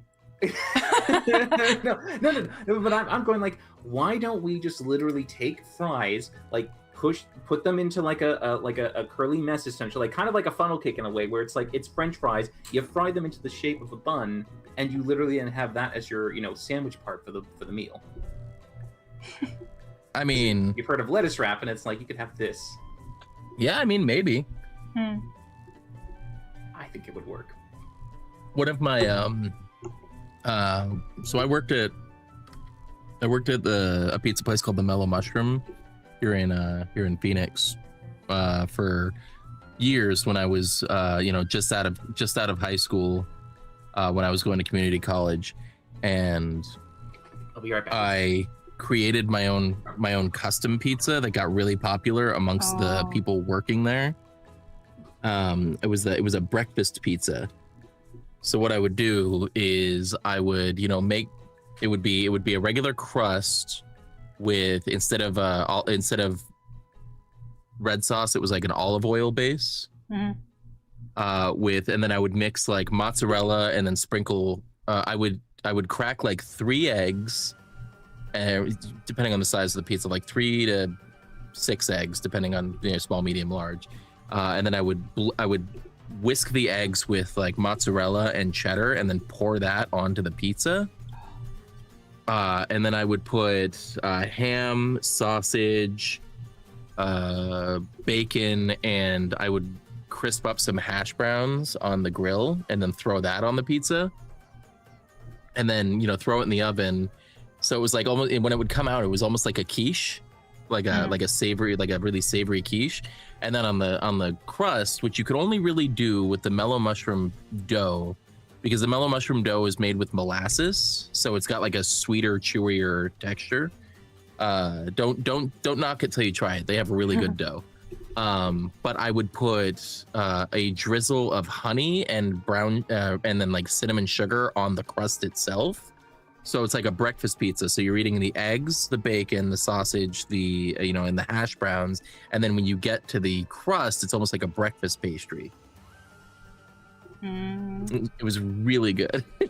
And now I'm making myself hungry.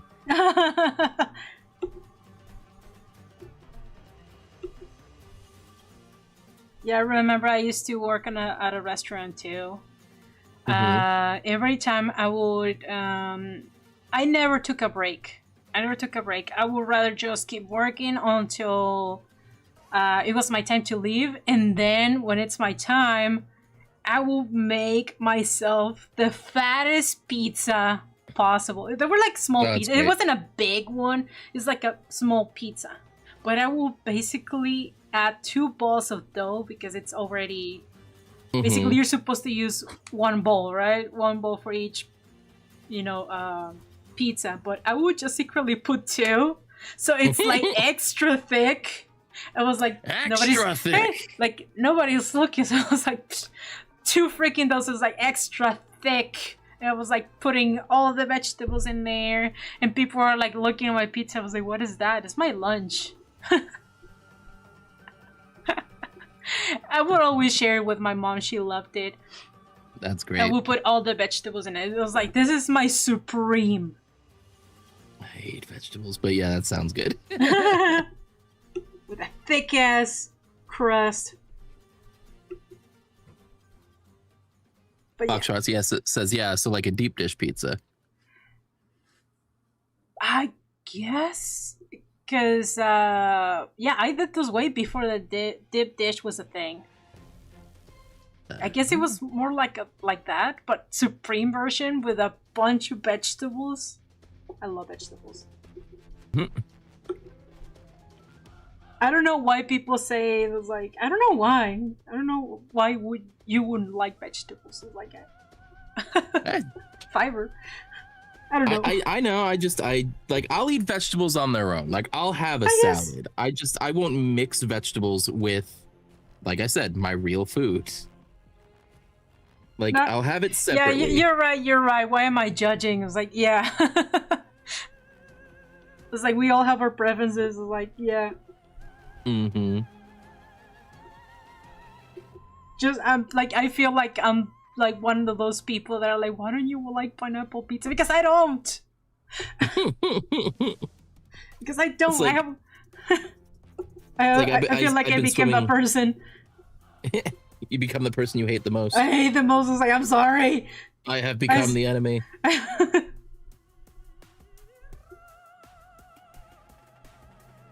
Well, it's like I personally, like, this is no shade to anyone. I personally don't understand people who can't swim. Because I've been swimming since I was like a toddler. So like anytime I'm in water, like I don't understand how people can't just like when people get in the water and they panic, and I'm like, how do you not just float? Like, yeah, you're right. I actually thought about this like when I was little. It was like I didn't know how to swim. I remember that it was the opposite for me. I couldn't swim. I would float. I was like, I tried to go underwater and I would float regardless. I was like, how do people drown though? You're not supposed, unless you're a bodybuilder, you're not gonna float. You're not gonna sink. Because your body your lungs are full of air. Those are your floaties. The fat in your body does prevent you from sinking. So what the heck is going on? I don't understand. I don't get it. Oh my god! It's the panic. It's the when you basically are doing that, you don't remember to take deep breaths, so you're very shallow. So your lungs aren't full of oxygen. Oh my god! I just Marcus, I look at your drawing now. Is then pregnant? Yeah, she's got a choo-choo on her. Okay, good to know. I was like, wait a minute, because they have the same skin color, and I was like, I know. I had to. I'm actually gonna have to go back. My eyes were like. Yeah, she's pregnant. She put googly eyes on it. The new TikTok trend. Exactly. That was the thing that I was like. I can see it. I see it. I was like, it was not as obvious, like not as obviously a thing until I got to the until I filled in the colors. I was like, huh? I was like, I had to ask. I was like, huh? Are my eyes like deceiving me? I was like, huh? Nope. I damn realized colors.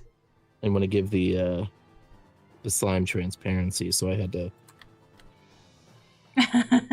kind of at least put colors behind it so that I can do the not doing a good job of explaining right now, but because I'm no, I get you. It's because you're going to make it transparent, so you have to have the color behind it so it knows what comes through. Yeah.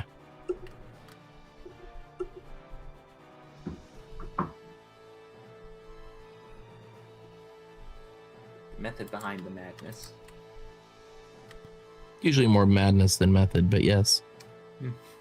If you ever go to, I think there's one in there's two in California and there's one in Texas, I believe. I'm thinking about Japanese food again. There is a Japanese restaurant chain. There's like a curry house restaurant chain that there is actually like 5 locations in the United States. And I didn't know that until like a month ago when we went to visit, like we went to California for my wife's birthday weekend. And I'm like, I looked it up and I'm like, oh my God, there's a Coco's here. If you ever get the opportunity to go to Coco's Curry House, it's so good. Oh, there's a curry. Okay, because there's a thing that's called Coco's, which is not a curry house. So when you said that, I was like, oh dear. Is it a strip club? No. No. It's like the equivalent of like a okay. Did you ever grow up with like Sizzler? Yes. It's like that. Ah, okay.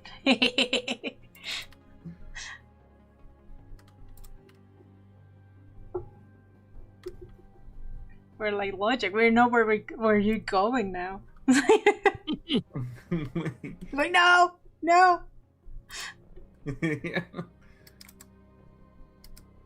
But yeah, they have one of my favorite meals is curry udon, which is like it's like big, the thick udon noodles with the curry. Yeah, and it's really good. I can imagine that'd be popular.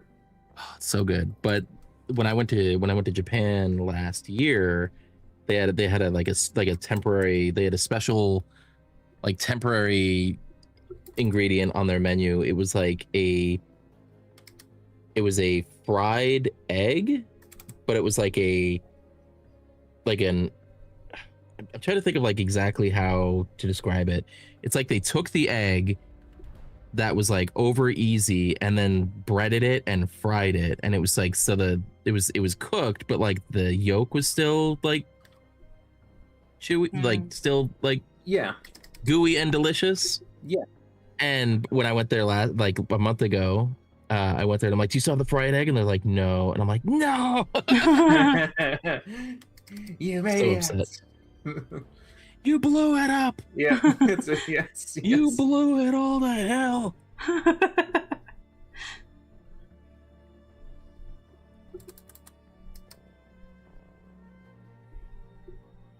I feel such validation when the references are got.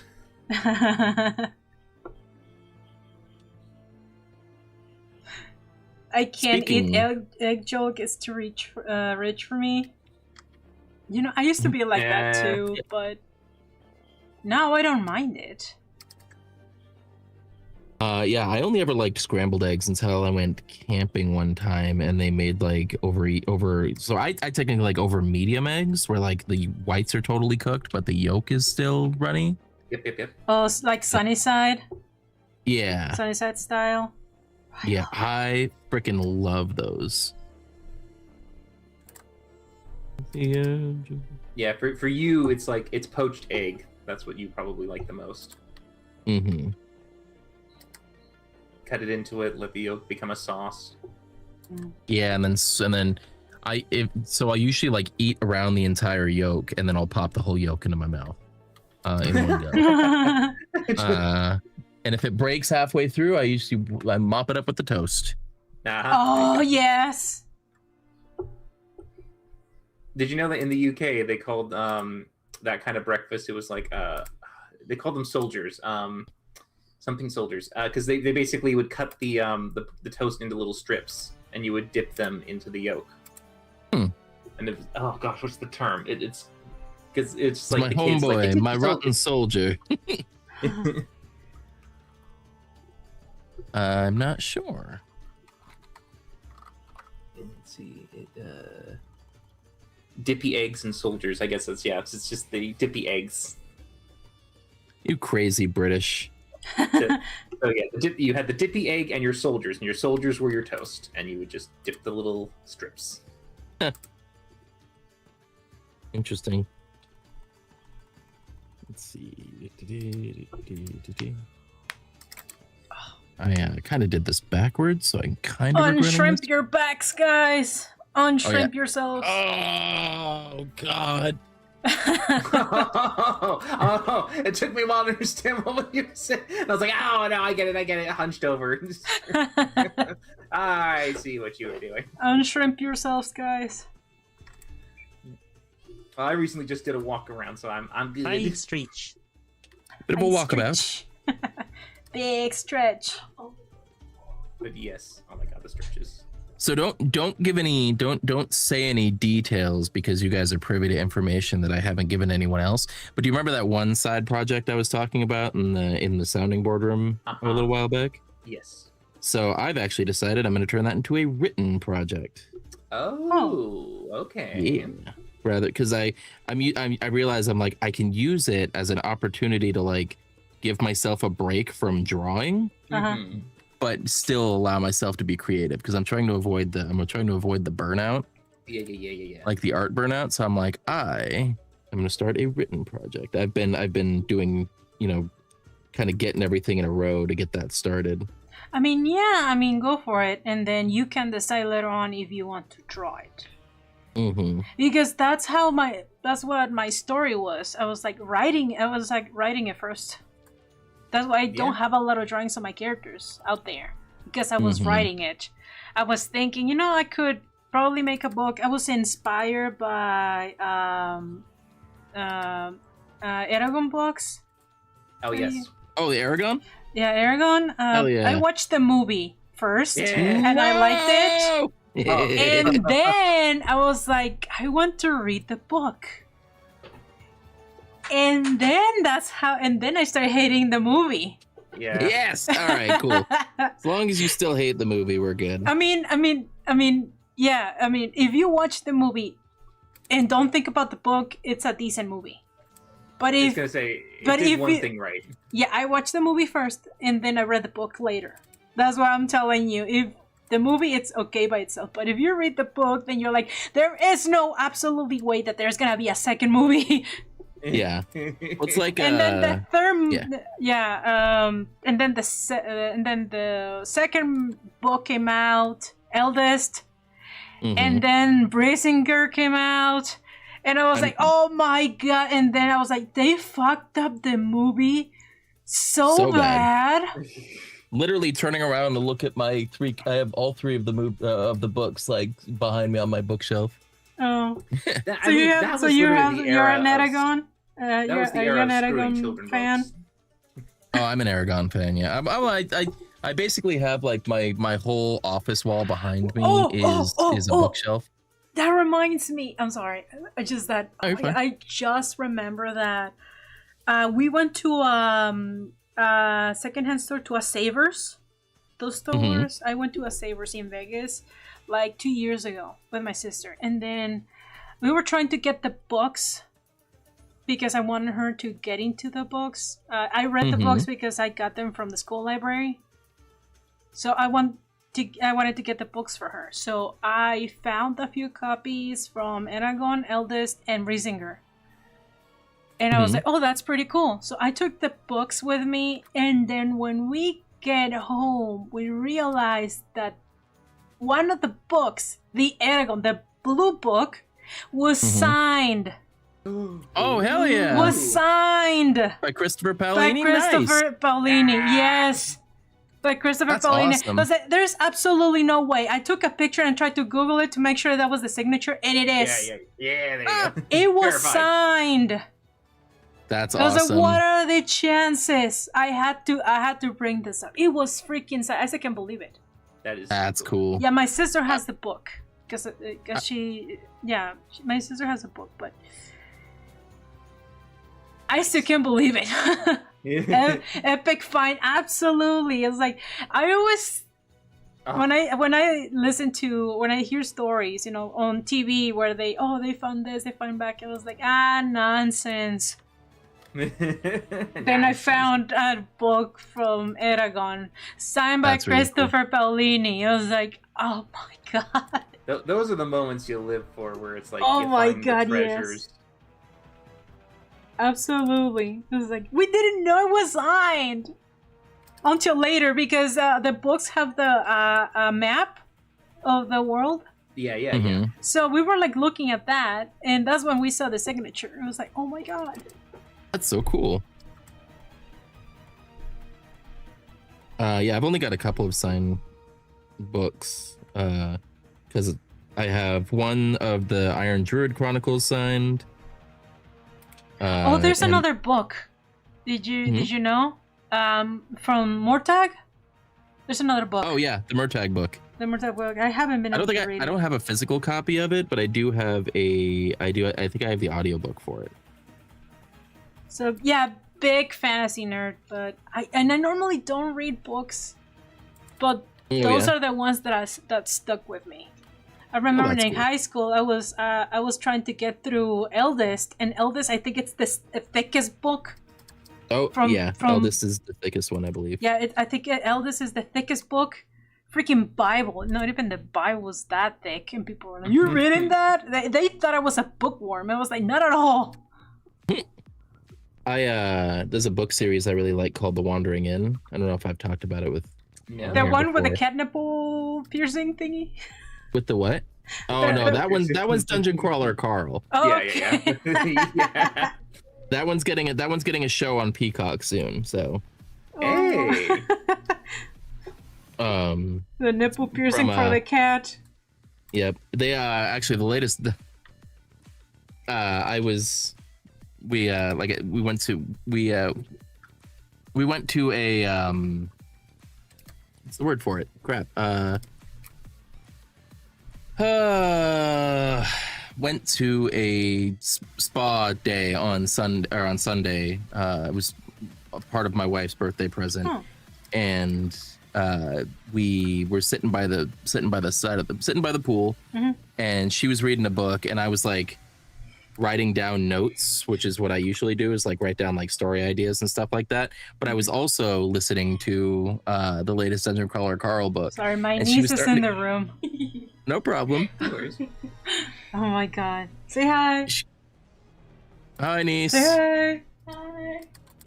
She's like really quiet. She made a paper dragon. Ooh. She's like one of those paper origami. Or no, it's not an origami. It's like a puppet. It's like a puppet. Okay. Yeah, you move the legs and with your fingers. Yes. Yeah, one of those. Super fun.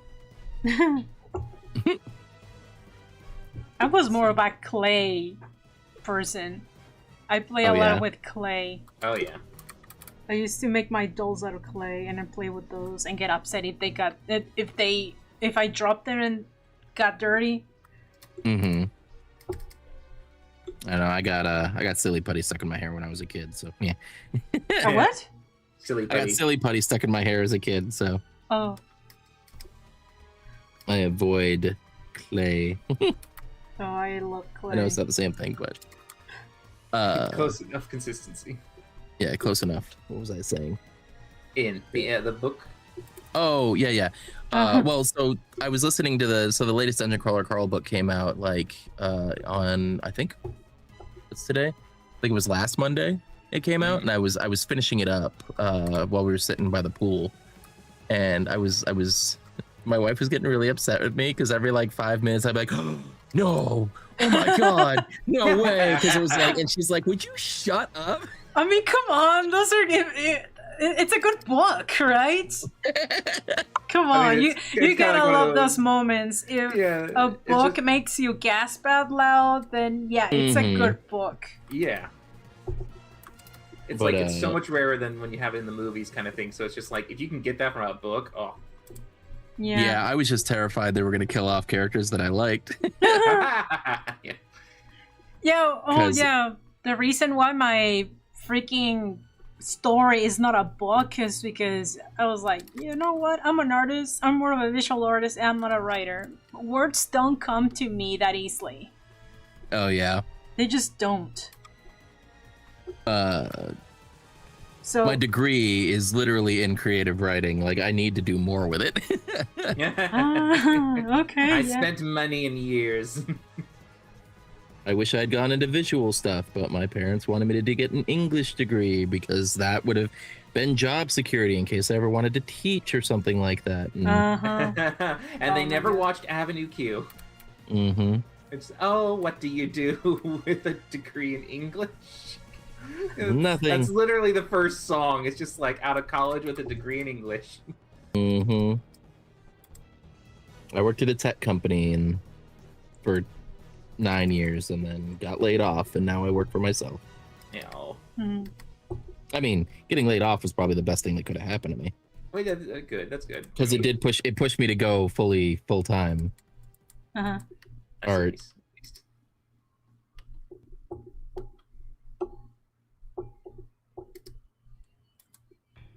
History and creative writing. Nice, Foxtrot.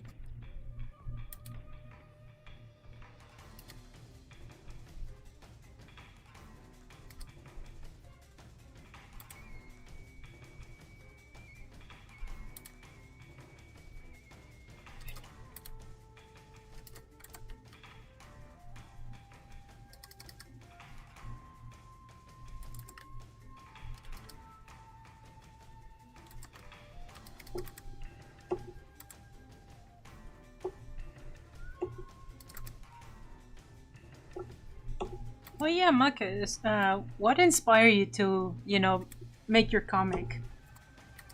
Well, I've always been a big fan of like urban fantasy books. And I've always been really into mythology. I actually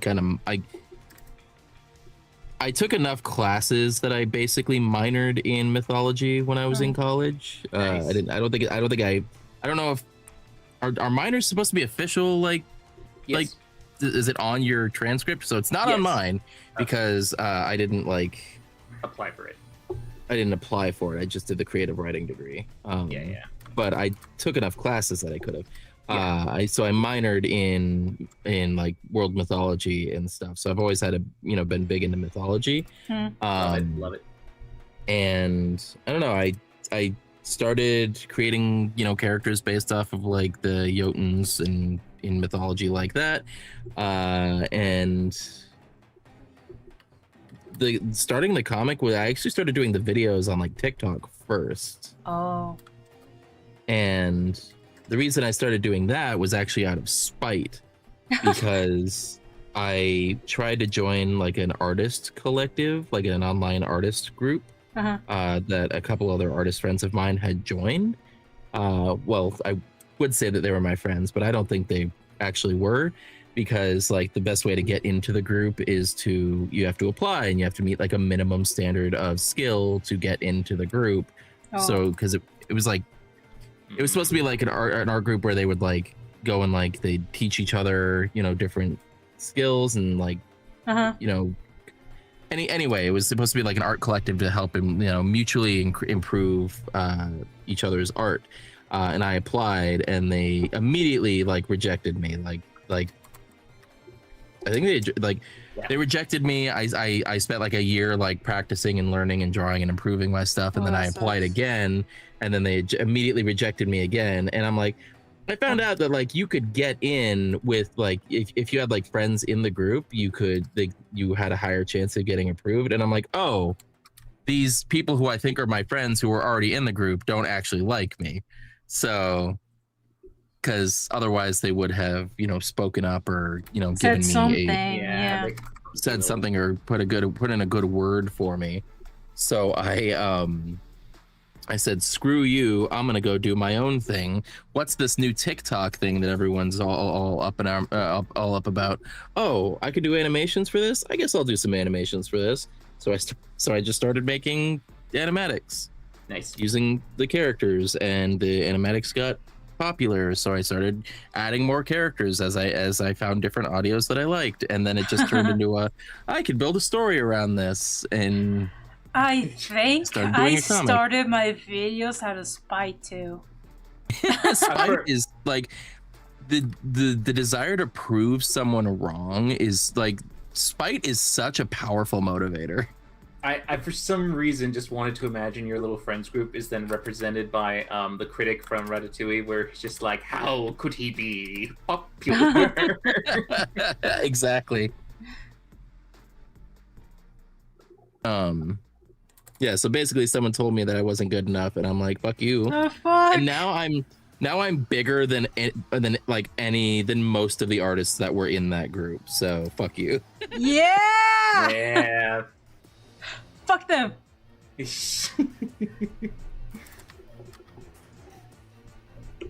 Yeah, I know the feeling. Yeah, because well, I was working on my story, but it was meant to be a written one. I was planning on making a book. That's why I don't have a lot of art out there of my characters. I did post and draw my characters once in a while, but it wasn't that often. I was like on my early days, like on Instagram, I was mostly drawing dinosaurs and stuff. But then webtoons, I think it was the first contest that they ever done on webtoons, where you have to basically do a short story. Like and three. So, it was like 3 updates of a right. It was like 3 updates. Each update was like 40 panels or something like that. Well, back then the rules is like you have to upload. The story has to have 5 episodes. And every episode it doesn't have to exceed 30 panels. I think it was the maximum. You cannot post more than 30 panels. So I was like, you know what? That will be a fun challenge. So I was working on the fan comic that I was doing for Blood and Scales. It's just based on Monster Hunter. So I was working on that, and I was like, you know what? I'm gonna put that project aside and work on this one. I already have the story. I guess I just can plan like a little conflict. And then I started brainstorming. I started even sketching the panels. And I swear to God, I feel like I almost went bald. Because really? I was like, there's too many panels, and I have to basically got my own story. And to me, that was heartbreaking, because the final product ended up being a skeleton of the original idea. So I call it a prologue, but nowadays I'm like, if you guys want to see what my art style was, it's right there. I put a link, and it's always in there, my link tree. But I don't want it to call it canon anymore, because I was like, I'm working with so many limitations, and I was like, this is not my vision. It's my work, but it's not my vision. Yeah. And then TikTok came around, people were doing animations, and I started drawing my characters too. And it actually helped me improve drawing anatomy, because I did not know how to draw humans or humanoid creatures before. I didn't know. So it started with that, and I started to improve. I started drawing, I started anatomy more closely, poses and stuff. Hell yeah.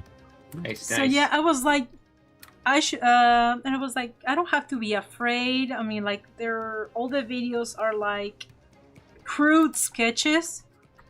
On early TikTok, all the drawings were like really crude, and people really didn't care. They care more about the message.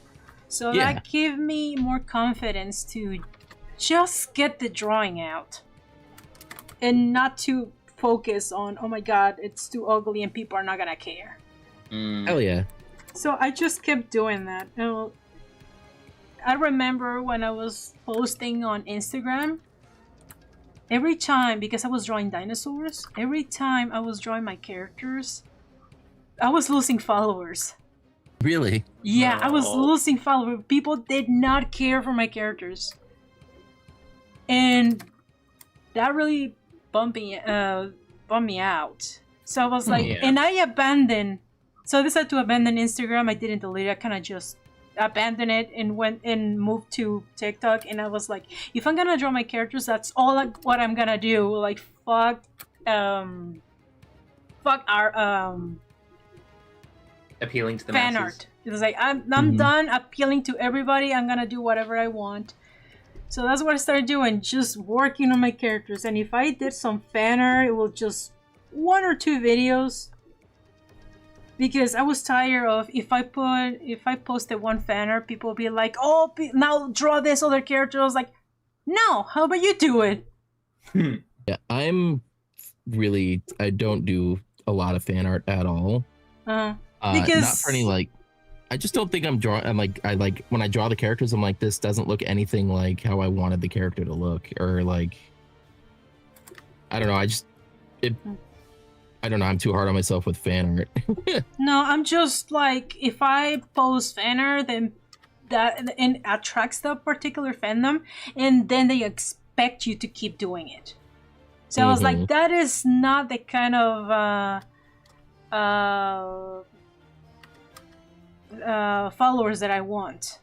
Yeah. Because that's what happened with my Instagram. That's what happened with my Instagram, because I was drawing nothing but dinosaurs, and sometimes the occasional fan art, people were like, or because I was doing Monster Hunter 2. So people were following me for my dinosaurs and for my Monster Hunter art, and I was getting tired of it. Not that I hated it, I was just wanted to do something different, and people didn't like it.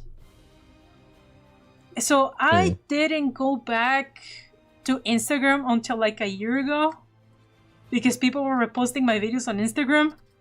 I was like, no, hell no. So I started posting all my videos in there, and for a few weeks, people were like, "Are you there? Like, who's the original artist?" And I'm like, "I am the original artist." They thought I was reposting. People thought it was a fake account. I was like, "No, I am the original artist." Yeah, I have had a couple of Facebook/Instagram accounts start like reposting my stuff, and like I've tried reporting them, and it's like this shitty part is they like block you the second they start like stealing from you, so like you don't really notice right away, and it's like whenever someone tries to share, it's like, hey, this person's stealing your content, and they'll link me a video of theirs, and it'll be like, I can't view this content because the person blocked me, and I think that's so like bullshit. Oh, that is bullshit. Oh, what I've been having recently is people taking my videos from Instagram and then re-uploading them and putting them on YouTube, not knowing that I have a YouTube account too. Yes.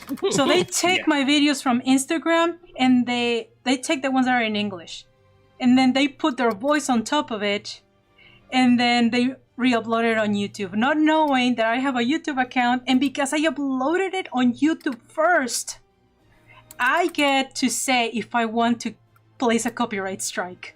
Yep. So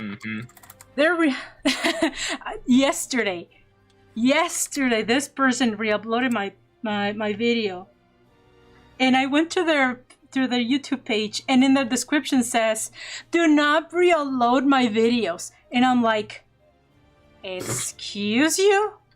Is that your videos? You mean the videos? You don't want the videos that you stole taken from you. Yeah, you don't want them stolen? So it's okay to steal from other people, but it's okay to steal from other people, but not to steal from you.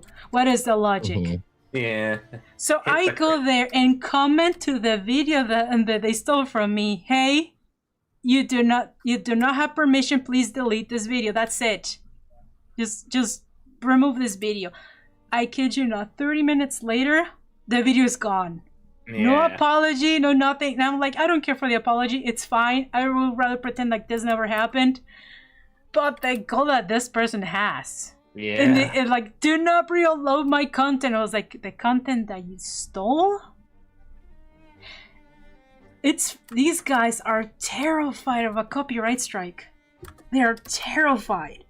Because they get their account taken down, then it's bye-bye easy money. Yep.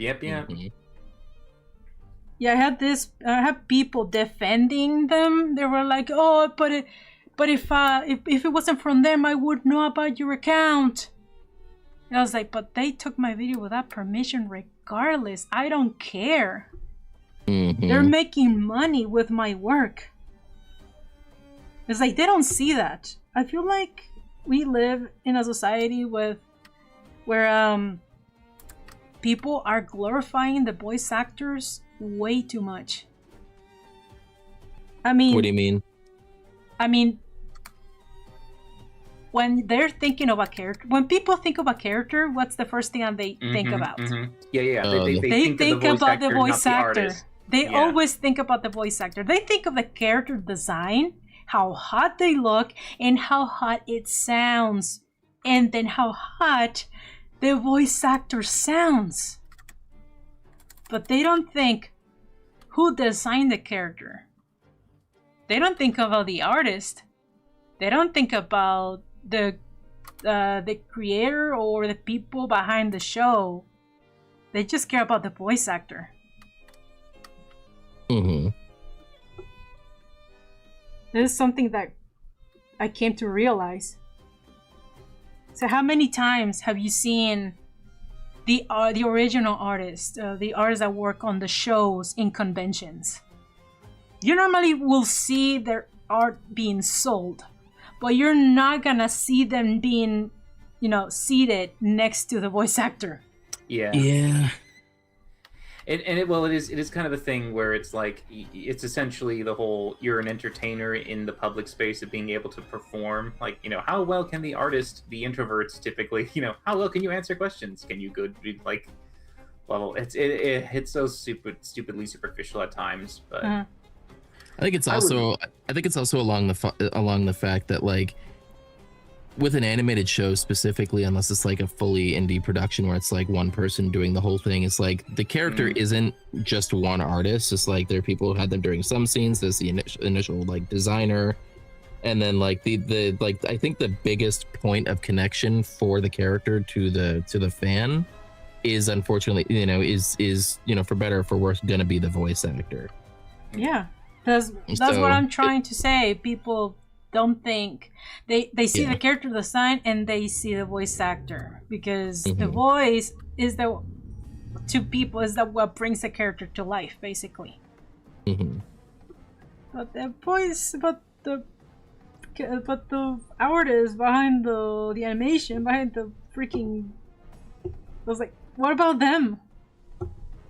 Luckily, at least in animator circles, or in artist circles, there's usually like, oh, you can tell this is this so and so. This is this animator. This is like got his signature style all over it. Yeah, but it's not as often. Yeah. You're gonna have voice actor. You're gonna have people that have Funko Pop signed, or they have like prints signed by the voice actor, not the the artist. LycanHeart, thank you for following. That's basically my pet peeve right now.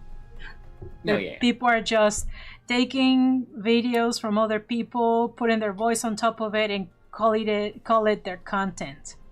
And I'm like, and then I talk to this person, and I was like, but if it wasn't for them, then I would not buy your videos. And I'm like, yes. I think I'd rather you just not know about my videos if you're gonna act like that. No, it's just that they don't understand that these people are making more money than we do. Because they can't just keep taking videos and upload almost every day or twice a day. So they're getting more views and they're getting more money than we do.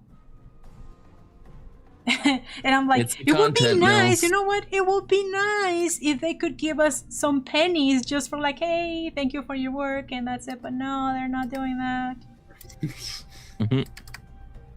Pennies? They're like, pennies, please.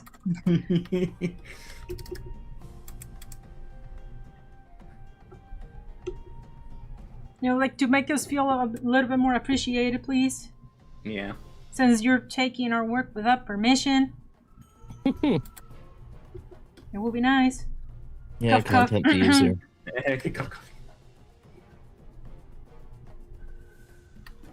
That's why I've trying to avoid because no matter where you put no matter how often or how like regularly you put like, oh, this is this audio from this source, people are always like, where's this audio from? And I'm like, I put it like 4 times in the description, but here you go.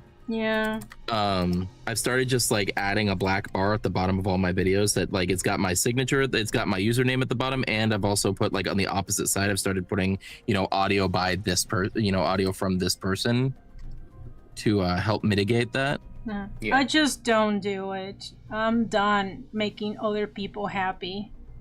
Why am I'm gonna make myself uncomfortable? I'm already doing so much work, and then I want to do more for the lazies out there. I'm just not gonna do it. I'm sorry, but I'm not just gonna do it. It's right there. If you wanna, like, it's right there. It's right there. I feel like it's like that one person and I was like, oh, I don't like this. Can you like I ordered, you know what? I make this pizza for you. I made this pizza for you. And they'll be like, but I don't like Hawaiian. I was like, can you go to the store and bring me another one? It's not like that. It's just a phone.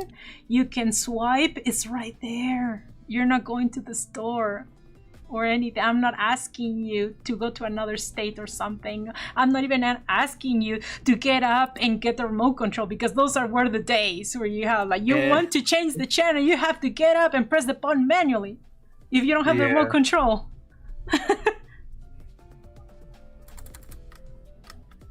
And like, it's right there.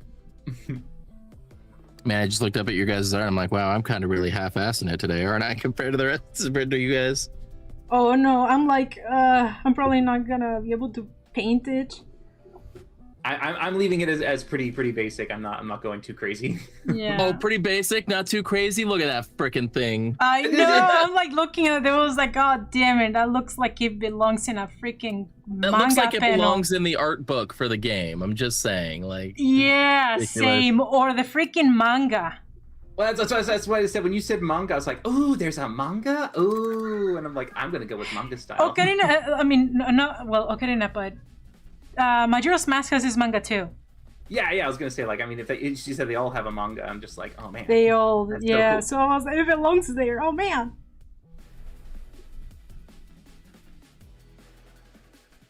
I'm telling you, Skull Kid, to grab you now.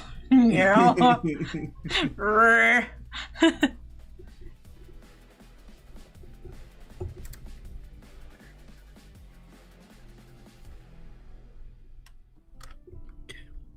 Heal.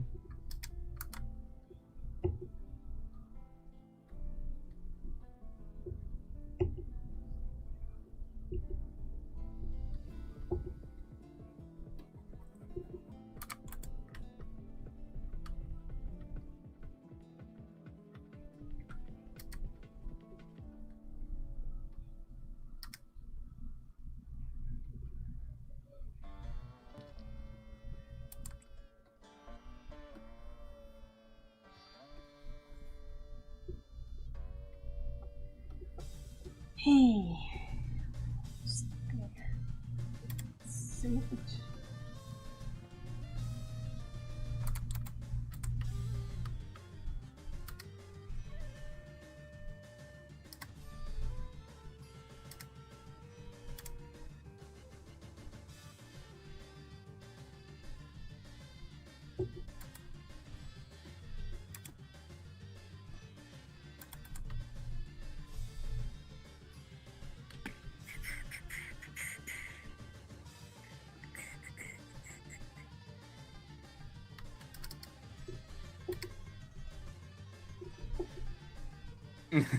So just reading the chat, it's like, you're gonna get grabbed by Skull Kid. It's just like, I imagine it was just like, I'll take that. I'll take that. Feels alright. How you doing, Crusade? Am I winning? Am I winning now? I don't think there's a competition. In art, everybody wins. Yes. Except for the people who steal. Then it's Except for what? Yes. the people who steal. Oh, yeah. And don't trace unless you want to learn. If it's for learning purposes. Get those training wheels off. Mm-hmm.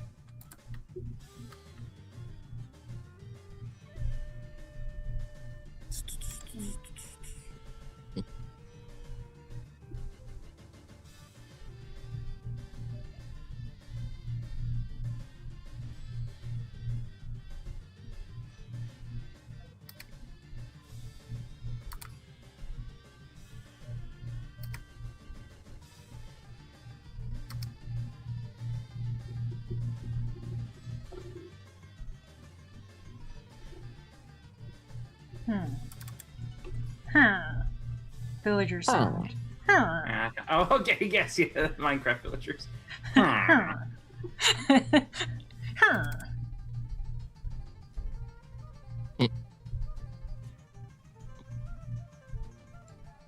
So it says you gotta step back and am I missing something?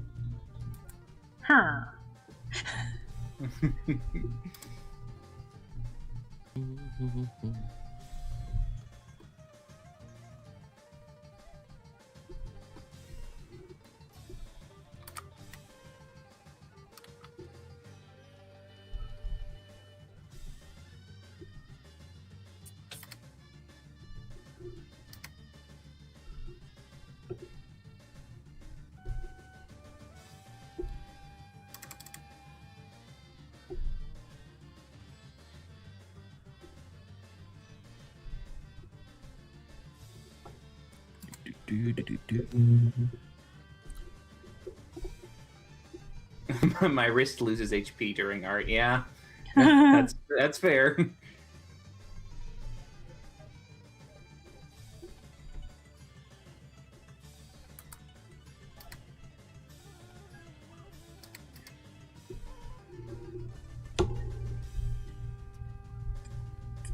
The choo-choos used to be like my favorite enemies in the games. Really? Oh yeah. I like them. I think they're funny. Who doesn't like a cute funny? Mm-hmm.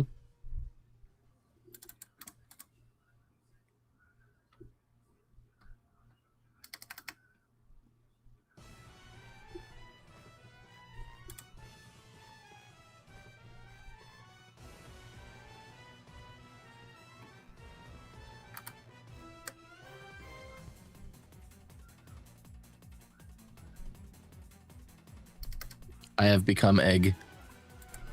Egg? Egg. Someone changed my slime colors to white with a yellow core. Oh. Egg.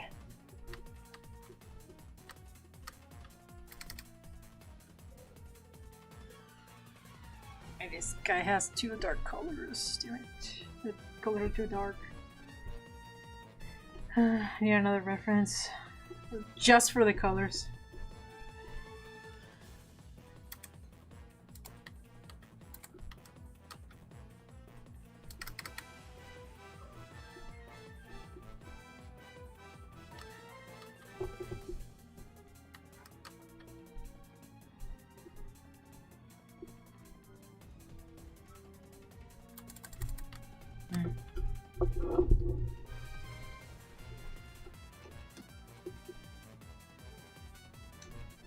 Image. Hey. The original Link. All blocky and stuff.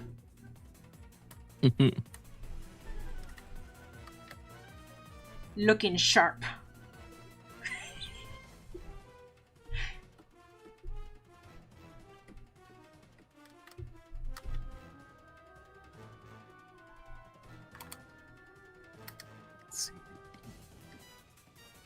Oh, the gloves are different. I totally...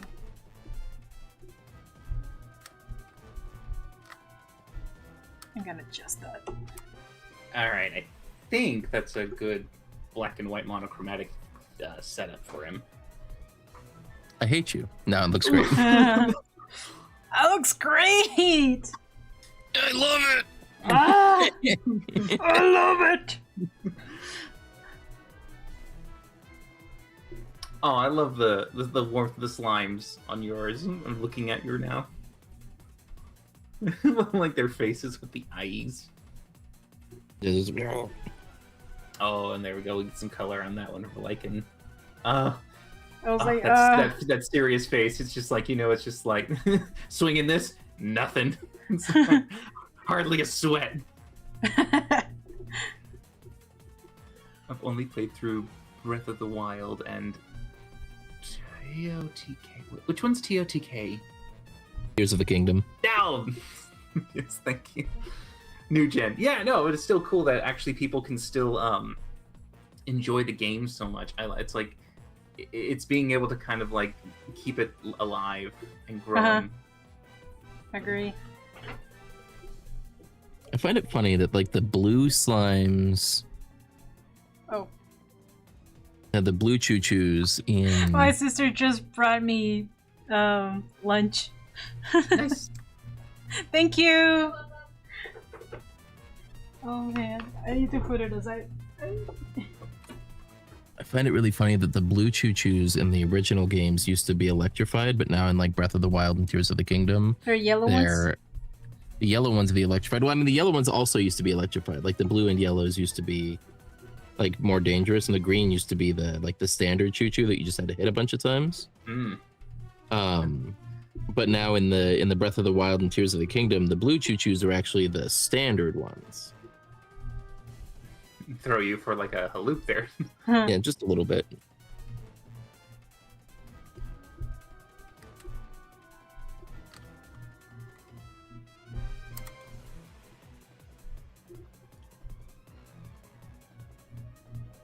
Skin color.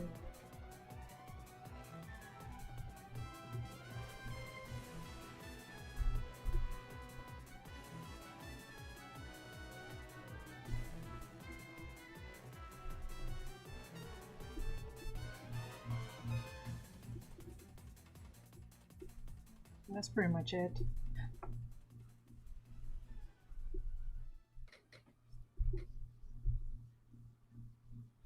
I'll adjust the colors later.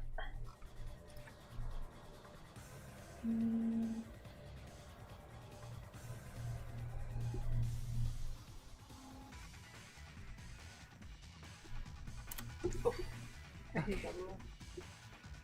You know what movie was really good that I hated how it got it like flopped in the box office because of horrendous marketing?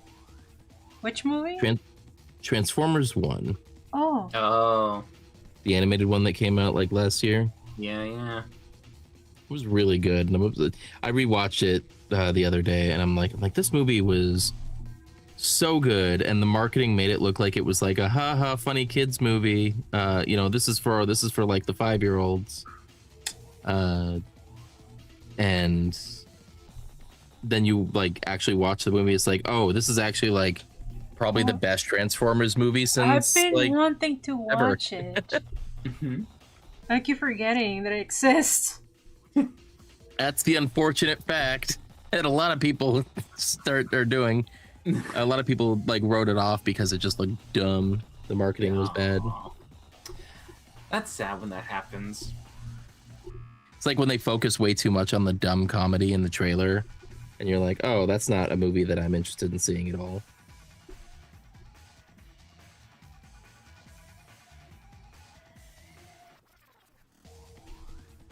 You got the touch, beauty. You got the power. You got the power. Also excited for the He-Man movie. Oh, right, yeah. I didn't know there was one. Oh, yeah. I saw the animated one for Netflix. And I freaking loved it. They really threw me off, because the original He-Man is supposed to be wholesome, and every episode, kind of at the end of every episode, gives you like a message, like a cute message, so you're supposed to learn from that. And then freaking they killed off Adam. That's just his name. Adam. Yeah. The first episode, I killed him off. I was like, "What the fuck did I just watch?" That threw me off. Yeah. Like, what the hell? I mean, I could appreciate a pretty cool, shocking moment, but Jesus, I was like, I was not expecting that. Yeah. It's in the title. It's the He-Man. Where'd he go? He go bye-bye. It's like the Scott Pilgrim Takes Off show that they came out with recently. Not recently, it was like last year or something. But it was like the same thing where the main character, like, I think he got killed off like in episode 2. Oh. But the funny thing is, it's like it was supposed to be like a remake of the movie and comic, which, you know, obviously did not do that. So it was like a alternate universe style situation, which is, I think that's a good thing because, you know, I think the show kind of fell out of relevance pretty quickly, but I appreciate that they tried something new. Because the movie had already been out for like 20 years, so it's like, why don't we just do something new and, you know, give someone a new story to enjoy.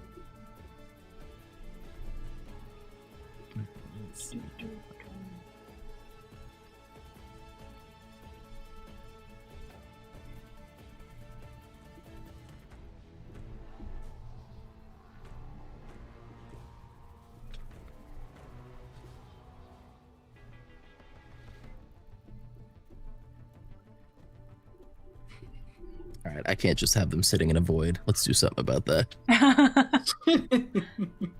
I'm keeping mine in a void.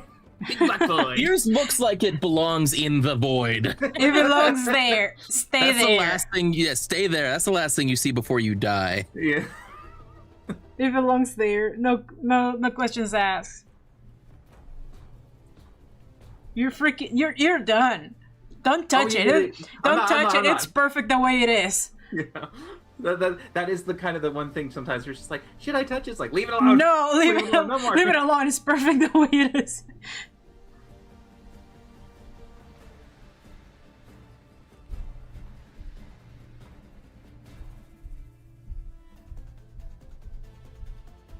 I really want to check out these mangas that you mentioned with this because I'm just like, I love me a good like manga, and it's like, and yeah, Zelda, they're good. They're on the cute side, most of them. But the Twilight Princess, that one is dark. They actually, I read the other one. They have the Oracle seasons 2 as a manga, so they always have a cute tone.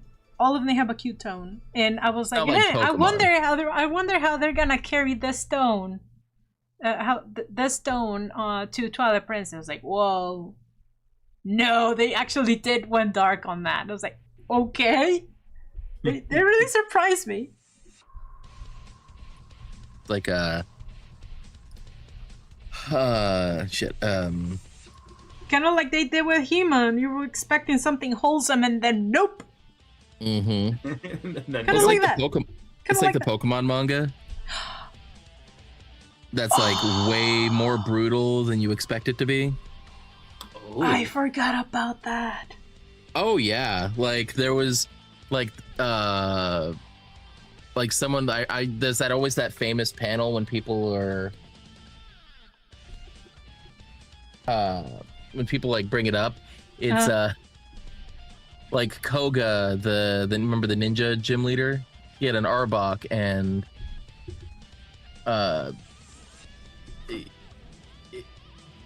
it was fighting, I think, Red's like Charmander or Charmeleon. It used, I think it was like the slash move, and this is what happens to the Arbok. Oh wait, where's that? You're gonna pull it up? What happened to the Arbok? Oh no, it got slashed in half. Where did it got slashed in half. Where's the I dropped the tab. Where did the tab go? Oh, like full off. I've never actually seen like the Pokemon. It's like, you don't come back from that kind of thing, you know? Yeah, there's no taking it to the Pokemon Center. Yeah, carrying 2 halves. Nurse Joy. Well, the thing is, the Pokemon, they did fix it. Okay, well, go. I don't know how, but they did.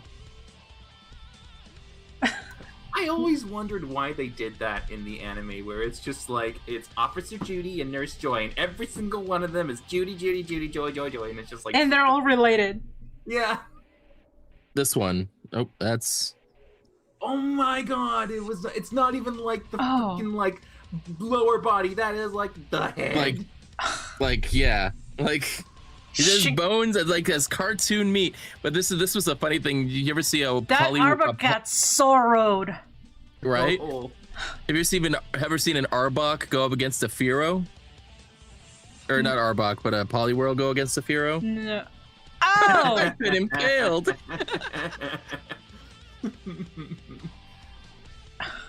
Oh my god. Majora's Mask did it. Skull Kid did it. You just see the beak on the other side. Oh my god. Just like, Oh no. Yeah, Evolution betrayed me with my bullseye. Right? How splendidly easy it is to hit the target here. Oh, I have someone who said, some Riley Bellow says the zombie Pokemon was so creepy in that manga. Zombie Pokemon? I think it was a zombie Psyduck. This might be it. Oh shit. Oh my gosh, that is some nightmare. Oh my god. Crap. That's a Psyduck? Yeah, like it's no eyes. Oh my god. Yeah. Yeah, it looks like it was a Psyduck. Yeah. Yeah, it was in like the ghost area. Yeah. So it was probably like a haunter, literally haunting people. Yeah. As they are wont to do. You know, it's so funny how like have you seen those like little shorts or whatnot where the person is like telling the Japanese name of the Pokemon and the person doing the English name of the Pokemon? Mm-hmm. And it's just so funny where it's like if you literally listen, like the Japanese one, they just literally take the English words and like fish, duck. And it's just, we're just looking and going like, what? No. What are you on about? But it's kind of funny because technically so many of their names are just like it's literally they're naming a thing. It's like this is moon, but it's just in Japanese. It's just that's the word. But it would be like the equivalent of us just going duck, lizard, moon, egg, and that's it.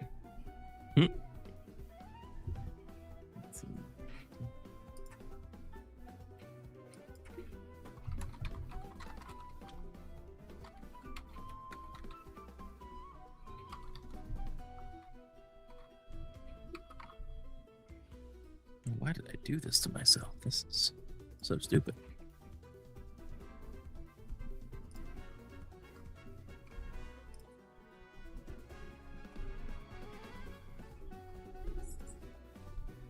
Oh, yeah, like so for instance, drowsy is sleep. In the Japanese Pokemon is like, he is sleep. I'm like, okay. And Haunter is ghost. Damn. That's almost disappointing. Come on, Japan. I know you're better than that. No, but that is the culture there. It's like essentially everyone's name is literally just like an object, kind of like personification kind of thing. Oh, I guess that's true. Yeah.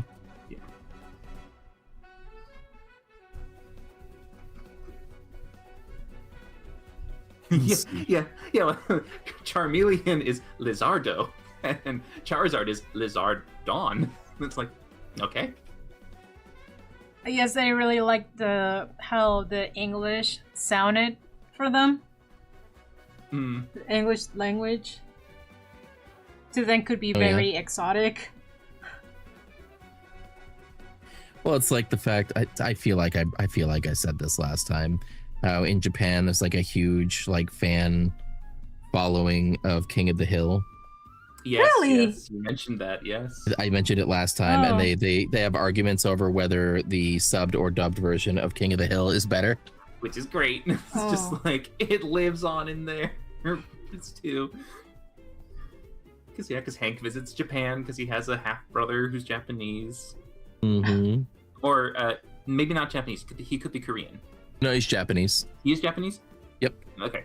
I just remember because Cotton was fighting in the war, so he was. Oh no, yeah, he was in World War II. So so never mind. Never mind. Yeah, it wasn't the Vietnam War. Got it. Oh my God! Did you guys watch any of the new series? Any of the new season? You have? I have. Yes. So did you watch the scene where like Bobby has his restaurant and they're And the one guy comes in, he's like, we're part of the German cultural group. We want to make sure that you're not culturally appropriating like the German food, whatever's. Yes. And he's like, and looks at Bobby, he's like, Bobby Hill, is your grandfather Cotton Hill? And he's like, oh, did your grandpa know my grandpa? Is like, your grandfather killed my grandfather. And he's like, Fitty man. He was one of the Fitty men. Yes, he was one of the Fitty men. Yeah, I do. Yes. I like that one. He literally so good. Says it like that. Fitty. He was one of the Fitty men. Yes. And yeah, then how he has to have the restaurant closed down to have them all taste his new food. Because he was doing charcoal. Yeah. And Hank was just not liking it. I like how before the series came out, that was like a big thing that people were wondering about. It's like, well, it says that he's got a Robata restaurant. Robata is like famously a charcoal cooking process. So like, how is this going to work with the propane situation? Yeah. I'm still like, when the new season started coming out and people were talking about it, I made a post on Twitter. I'm like, hey, you guys, I'm 2 episodes in and I'm like really loving the new, like I said something along the lines of like, this is like the perfect sequel to, or the perfect like sequel to King of the Hill. Like the characters are all believable and like Bobby is like exactly like what I would have imagined the kid Bobby to grow up into. And like a fucking news like website was like talking about the King of the Hill revival. It's like people on Twitter are already talking about the new King of the Hill. So, and my tweet was the first one they linked. I'm like, oh god.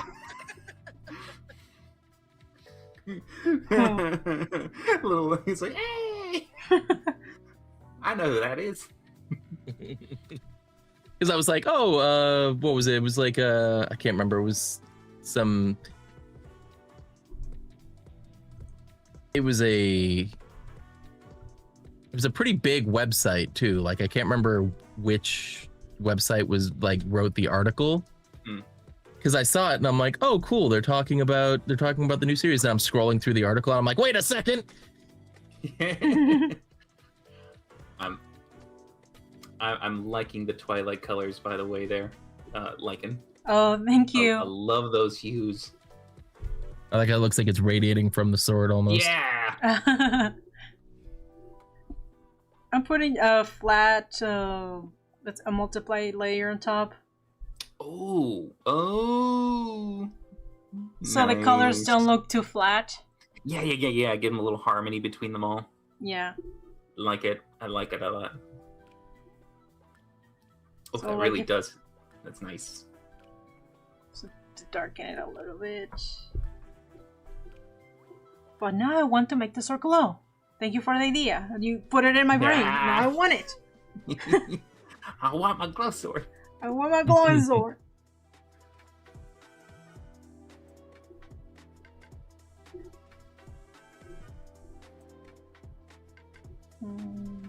Ooh, okay. Here's just a fun little question kind of thing, because you guys are obviously, in a sense familiar with this. How many layers did this piece end up using? Wait, who's yours? All of us. Like how many layers did we actually use to make the piece, kind of thing?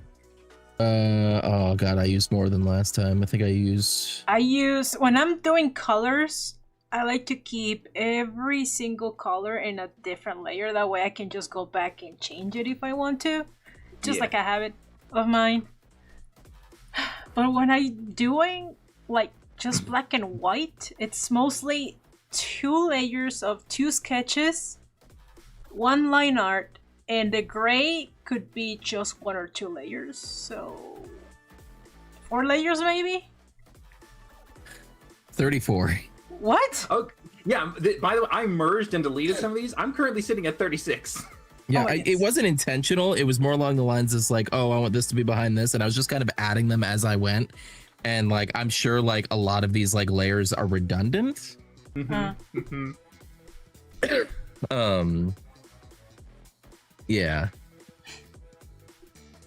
I would have had more if I didn't merge, but I'm just going like, sorry. How insane do we go with our layers? I feel like I might be going a little crazy with my layering, but I'm so used to having the kind of notion where it's like you've got to have these layers because someone's going to say something, and it's like, oh, we got to quickly turn that off.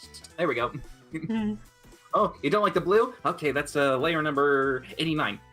Here, green. How about green?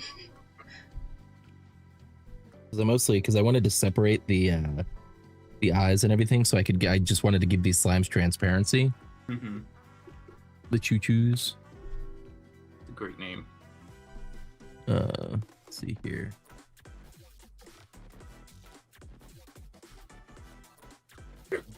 Oh, shush dogs.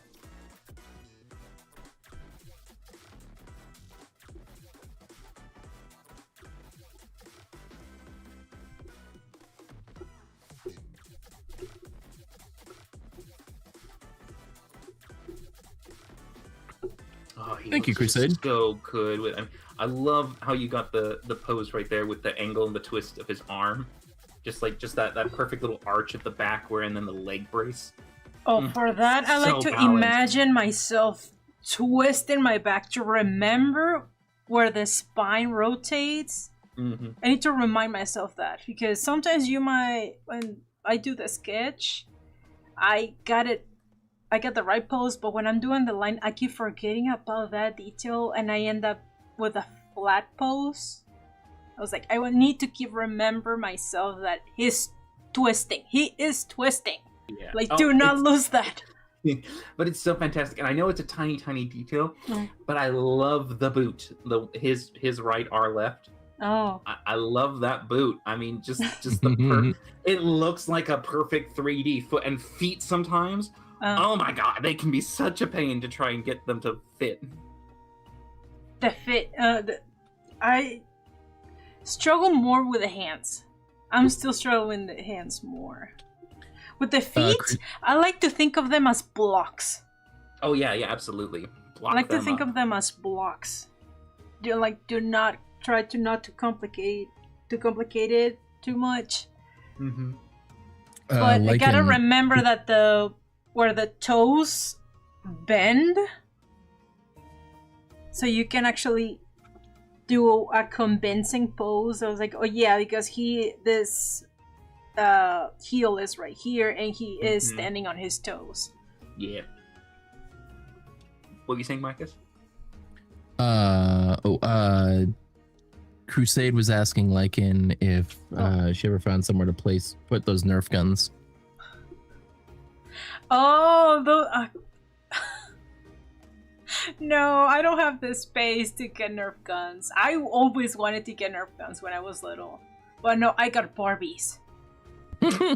I got Barbies because I was a girl, and girls are not supposed to play with guns. That was me growing up. Like, you're not supposed to be playing with that. It was like, or footballs are for kids, like cooking is for girls. I grew up like that.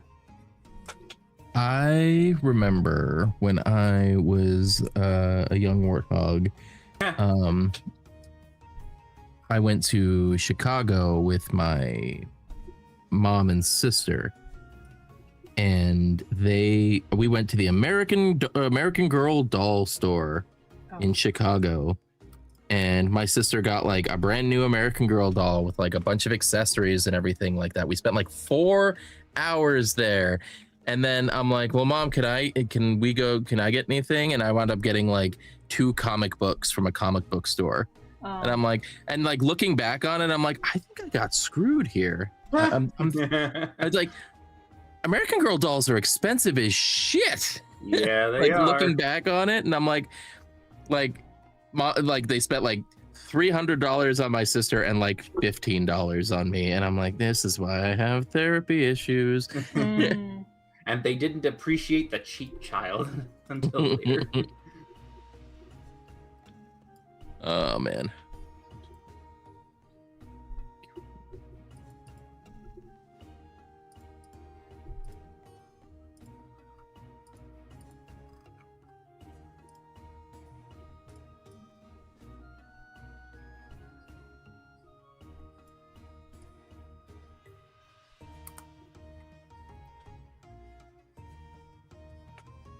Some quick highlights because why not? I feel like it's gonna bother me if I don't do that. It's like the sword is already glowing, so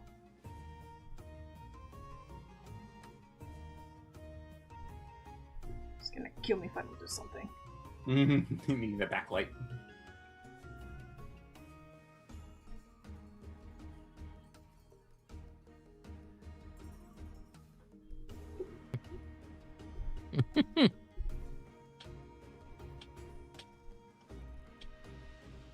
Oh, nice. Look at that glow.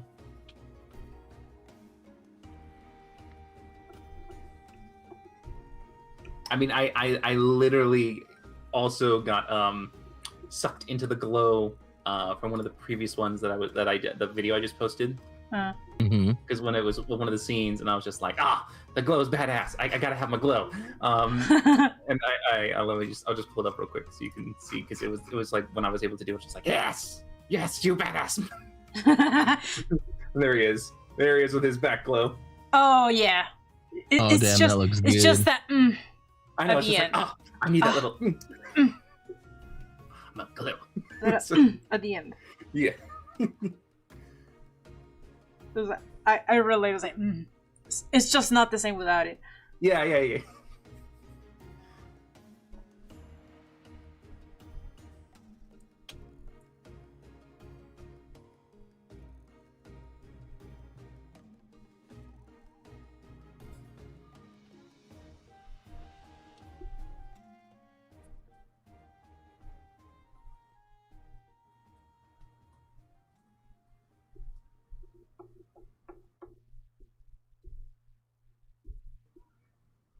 Oh, you know what anime that I've really started to love? Like, I mean, just looking at the art and stuff, because it's kind of, it's a little different, but it's obviously anime, is the Witch Hat Atelier manga. Oh yeah, I started watching that with my niece. She's obsessed. Yeah. She's Let like, me know when you get to episode 5, and then we'll talk. I did.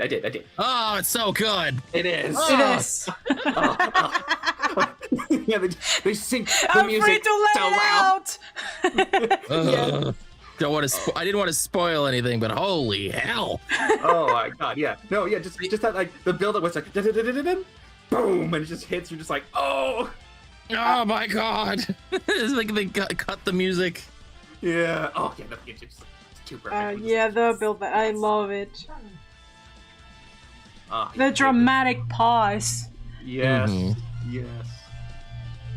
Oh. Chef kiss. And then you realize, like, I can't say anything. Spoiler alert, guys! If you haven't watched episode 5 of Witch Hat Atelier, cover your ears. Cover your ears. Earmuff. When you realize the whole reason that, like, when the clouds disappeared in that shot, Yeah. and it's like, oh, he's actually taking the moisture from the clouds for the attack, and it's like, oh, that's fucking brilliant. Yeah, and it formed a perfect circle because it was lining up with his circle cast, and it was just like, oh yeah. Oh, so good. All right, you guys can unmute your off now. You gotta write it on the screen. It's okay now. It's okay now. I wish I could like just get to the level of that kind of animation. Just so good. One day we'll get there. Nothing is impossible. It took. Well, I mean, it was supposed to. Well, the anime itself was supposed to come out in like 2019. Yeah, I remember there was like a talk about like when they had purchased it and when they had like started production on it and all the stuff. But yeah. But no, but I just that one little scene. It's just I just want to know from like just from the circle to the eventual splash. It's like how long did that take? I mean, it's a very brief, like, I mean, probably less than a minute from just that to that kind of thing. But I'm like, so much happens in it. So good. And I also want to know, like, did the music come after or during, or but like, because it was synced so nicely. Oh, maybe they probably had the animation directors like, all right, this is what we're gonna be syncing everything to. So like, in your head. I do know they say that when it comes to the actual sound recording, they do line it up with the animation for background sound specifically. So you will have a conductor who will essentially try to like, you know, time it to the animation. Mm-hmm. So I do know, but at the same time, I'm like, you must have had the score to some degree, I'd imagine, that people knew what was kind of coming along. I mean, it's like there's got to be some like. I feel like it's important to know. That way they can search for a specific feeling, because music, you feel it. It's like Mordecai was right. You can't touch music, but music can touch you. And I take that at heart. So you kind of have to have an idea of what you're looking for so you can work on this track. Another musical score from anime that always like hits for me is the My Hero Academia, that fight music. Oh yeah. I love that. You say run? It might be that. Yeah. I think that's the name of it. It's like that was the joke. It's like it goes with everything. Yeah. It goes with everything. Yes. Yeah, it's like it's used all the time in like all the different, like it's used in the arena fight between oh god, I can't remember his name, Deku and the flame and ice guy. Their fight. Todoroki. Yeah, that's it, Todoroki. Yeah, so those two, when they're fighting in the arena, it's used there. It's also used when All Might versus Null. I think his name was Null. The one with the brain. No, the Nomu. The Nomu? Nomu. Thank you. I don't know if that. I don't think they had any special names. I think they were all just Nomu. Yeah. So songs that get your blood pumping. Yes. I honestly feel music is one of the most important elements for any kind of like visual entertainment, for like movies, TV shows, all that. Oh yeah, totally. All right, I think I'm about done here with mine. I don't want to over. Yeah, me too. Nice. Look at you. You get some flowers and you get some little sunshine. That's so cool. I like it.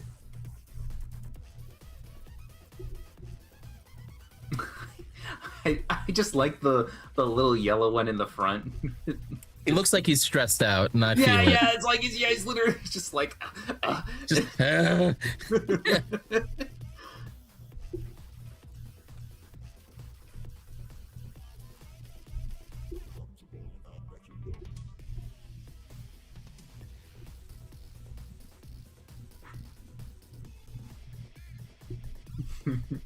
And here's Lycan, just not done yet. Hurry. Not gonna color this one my ass. Damn it! I wasn't going to. Fudge. It's true. You did it to yourself. I didn't push you. I didn't. I left it black and white. No, yours is perfect. Don't touch it. It's just perfect. God damn my ass for wanting to go and do more than I should. I was like, come on. Well, and this is what it is to go further beyond. Play the music. Plus Ultra.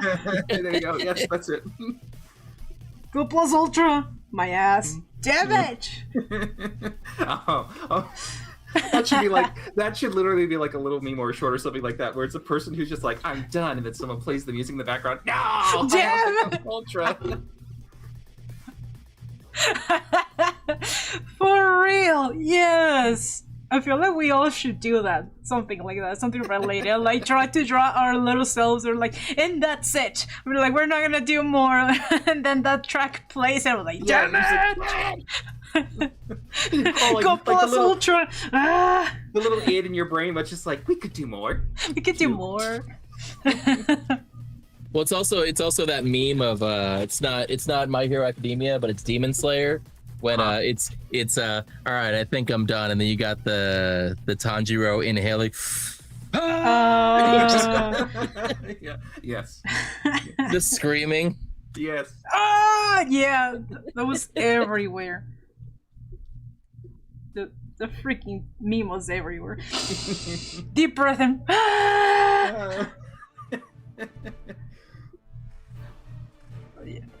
Yeah, I think that's it. I'm done. I'm done. You're done. Okay. Throw your pen down. That's what I did. I'm overworking it.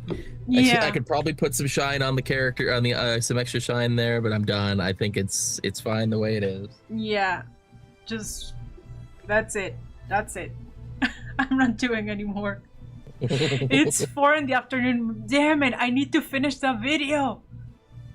And oh my god, yeah, I just realized I have so much to do. I'm probably not gonna sleep tonight. Yeah. It's the worst. Oh no. Yeah. Last week I was working on a video and I'm like, this video shouldn't be too hard, and it cuts to like me finishing the video, and then I'm like, finally I can go to bed, and I turn my office light off and it's still light in my office, and I'm like, God, no. And I look at the sunrise is happening. I'm like, shit. Yeah. I know that feeling all too well. And you're just going like, is it worth 2 hours to sleep? Is it worth it? Well, luckily it was a Friday, and so I don't have any like streams or anything on Friday, so I was able to sleep in a bit. And yet the weekend is the best time. I don't know what's going on with my wife lately, but she's impossible to wake up during the week. Like she's like, I want to wake up at 6:30, but she always sleeps until 7:30, and she's always rushing out the door to go to work. But then during the weekend, she's like up at 5, and she's like, let's do stuff, but let's get cleaning. And I'm like, I don't want to. Let's get cleaning. Oh no. Oh well. I guess that's it for today. Oh man, I had a lot of fun. It was a lot of fun. So if Peps doesn't make it, then what are we doing? Demon Slayer? I mean, yeah. Or you guys want to think about it? Or we could think about it. I mean, I was just saying Demon Slayer because we made the reference earlier, because you were talking about your cosplay. But I'm down for whatever. Yeah. I should put a signature on here probably. I don't have a fancy signature like you guys do. I just name. Yes, me and the fancy deal. And then Lycan's like stamp. Yeah, she's got the Japanese. It saves you so much time. Do you have a stamp, like an actual stamp that does that? I made a stamp. Clip Studio allows you to make a custom stamp. I meant did you like? I meant, did you get like a custom rubber stamp that you can use in real life? Yeah. I've been using this logo for like forever. And nice. I have rubber stamp that I've been stamping my traditional works on Instagram. They all have this logo. They all have this logo. That's so awesome. Oh, hi, Kun. Yeah, I do pencil work and then my stamp. And it makes it look so fancy. I'm not gonna lie. It makes a difference. Shut up, computer. Shut up, computer. Kun says these all turned out great, and I from the way that I have the screen, I have you guys two in the front. I'm just like, ooh, which one is he reaching for? Is he reaching for one or both? Ah. he's literally like, ha, mine. Let's see here. I can put some texture, but later. Add some noise. Probably put some texture later because I don't like a solid block of purple. Is there any solid color that you're cool with? Solid color. I'm more of a combinations. Mm-hmm. I like black and pink. I like the it's not pink. They call it hot pink. It's like going leaning towards no, what's the goddamn name of the neon color? Pink? It's almost like neon pink, yes. It has a name, damn it. Electric pink? Or is it like a fuchsia kind of, like it's a completely different word, it's not pink. It's not fuchsia, it's not magenta. Magenta! Yes! Oh. Magenta. Okay, it's like in between pink and magenta, it's like a hot pink basically. That's my favorite color with black. Or I can choose really electric blue with the same hot pink. I love those colors. I could eat it. I do love that glow. I could eat those colors. Oh, I mean that's classic. Have you seen Legends of Evantris: Neon Odyssey?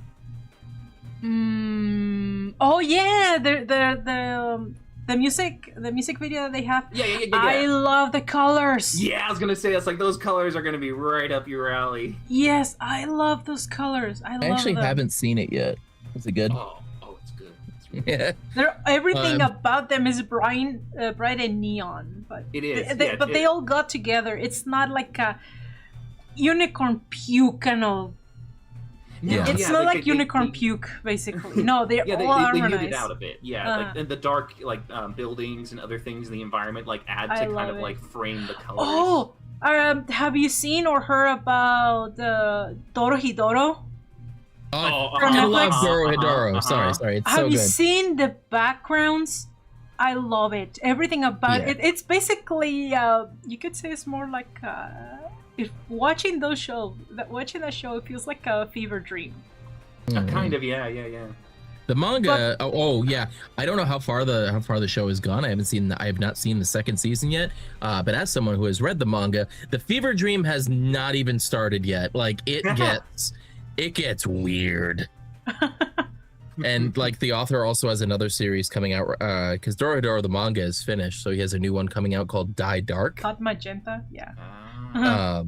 That is like even more weird and like trippy. Yeah, that background, that manga, that is grunge right there. That is some good grunge. Thank you, AR11. I'm so glad you like it. Yeah, I think that's about it. Yeah, I was like, I'm trying to think of another anime that has really interesting colors. Anything from Studio Trigger. Yeah, Studio Trigger is really good. Anything from Studio Trigger looks really nice. Zob 100 had a pretty fun aesthetic. If you notice at the beginning of the episode, everything was like dull in coloration because the guy was so depressed. And then the zombie apocalypse came around. There was no bosses, and now all the zombies, all the blood was all of a sudden just colorful rainbows, and he was so happy. I was like, oh my god. Yeah. No, there's a zombie apocalypse. Everything is bright and colorful. Yeah, I didn't realize that black companies were such an issue in Japan. Like, I didn't realize that those were actual like places. Yeah, they're like black companies are companies that will like specifically like work you to the bone, and if you ever try to complain or leave, they'll blacklist you in the industry. So people are basically like slaves, forced into working way longer than they need to and way more, and it's horrible. Yeah, basically when they tell you, oh, come and work to the Amazon warehouse, I was like no thank you. I just realized I have to put part of this in shadow if I want to be. Otherwise, I'm gonna have Legend of Zelda. Right. Well, no, I'm gonna have Legend of Zelda. Like I didn't need to put the shadow on the wall, but otherwise I'm gonna have Zelda fanboys coming in and being like, actually, the dark choo-choo turns into stone when it gets hit with sunlight. And I'm like, oh, look at you keeping on top of lore. Love it. I love it. That's such a cool, fun detail. That's so cool that you remembered that. So I gotta stick him in the shadow. Ooh, we're getting some pixel orange in there. I like it. Yeah, I was like, I had a brush for pixels. And I was like, maybe so I can give the background some texture. I don't know. I like it. Ooh, look at that pop. Oh, we were talking about the two great colors, right? It's the electric blue and the... electric blue is like my favorite color, or one of my favorite colors, and that's why like my base slime color is like a light blue and purple. Yeah. Because I like those colors. But I never am that color because people keep changing it. You gave them the power. Yep, I gave them the touch and the power. Yep. Bit of chromatic aberration on that.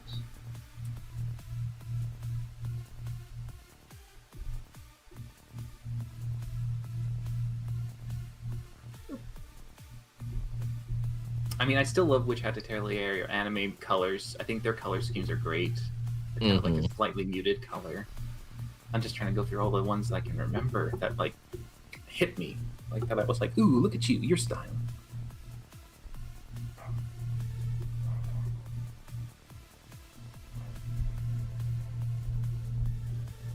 My dog's are unhappy for some reason. Some noise or texture.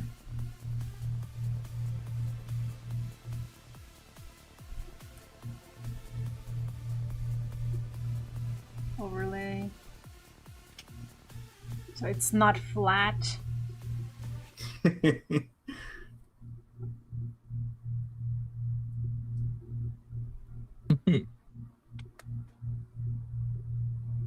This is how we doing this. Roses are red. Weapons against me won't prosper. And I said I wasn't gonna touch it.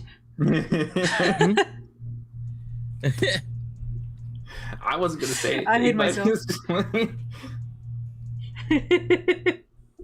Why did you stop me? You can't, you know. I mean, because it was looking cool. Why do you stop something that's looking cool? Oh man. Okay. I think that's enough.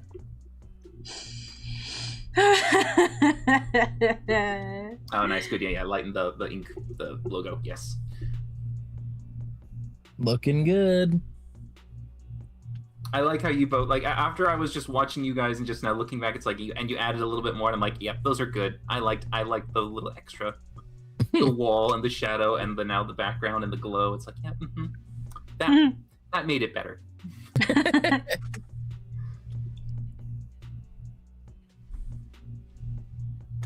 There's the layer where I put the freaking. Oh well, that's it. No, I'm not gonna touch it. You say that. That's it. I'm not gonna touch it. I'm not gonna touch it. I'm done. I'm starving. My sister brought me. Remember that I mentioned that my sister brought me lunch? Now it's cold. Oh, well, Jesus, eat your food. Well, now microwave and then eat them. Oh, man. Oh, well. Well, this was fun, and we'll have to figure out what we'll do next time. Yeah. Yeah. Definitely. We'll see. We'll see who's available, and depending on who's showing up, we can vote on it. Yeah. Or throw ideas in and see who wants I'm gonna be away from my main PC for like 10 days because I'm gonna be with my parents. So probably fair. 2 weeks from now. Okay. Yeah, that's fine. And then we can check on Peps and see if she wants to do Sonic because it's gonna be Sonic. Yeah. It's gonna be Sonic. It's gonna be Sonic. Alrighty. Oh well. Anyways, guys, thank you so much. It was a lot of fun. It was like, oh my goodness. It's always nice to geek out with you guys. It is. Alrighty. Let's see here. Okay. Cool. Okay. Signing off, guys. Thank you so much. Alright, bye Lycan, bye Logic. Bye. See you guys. Bye.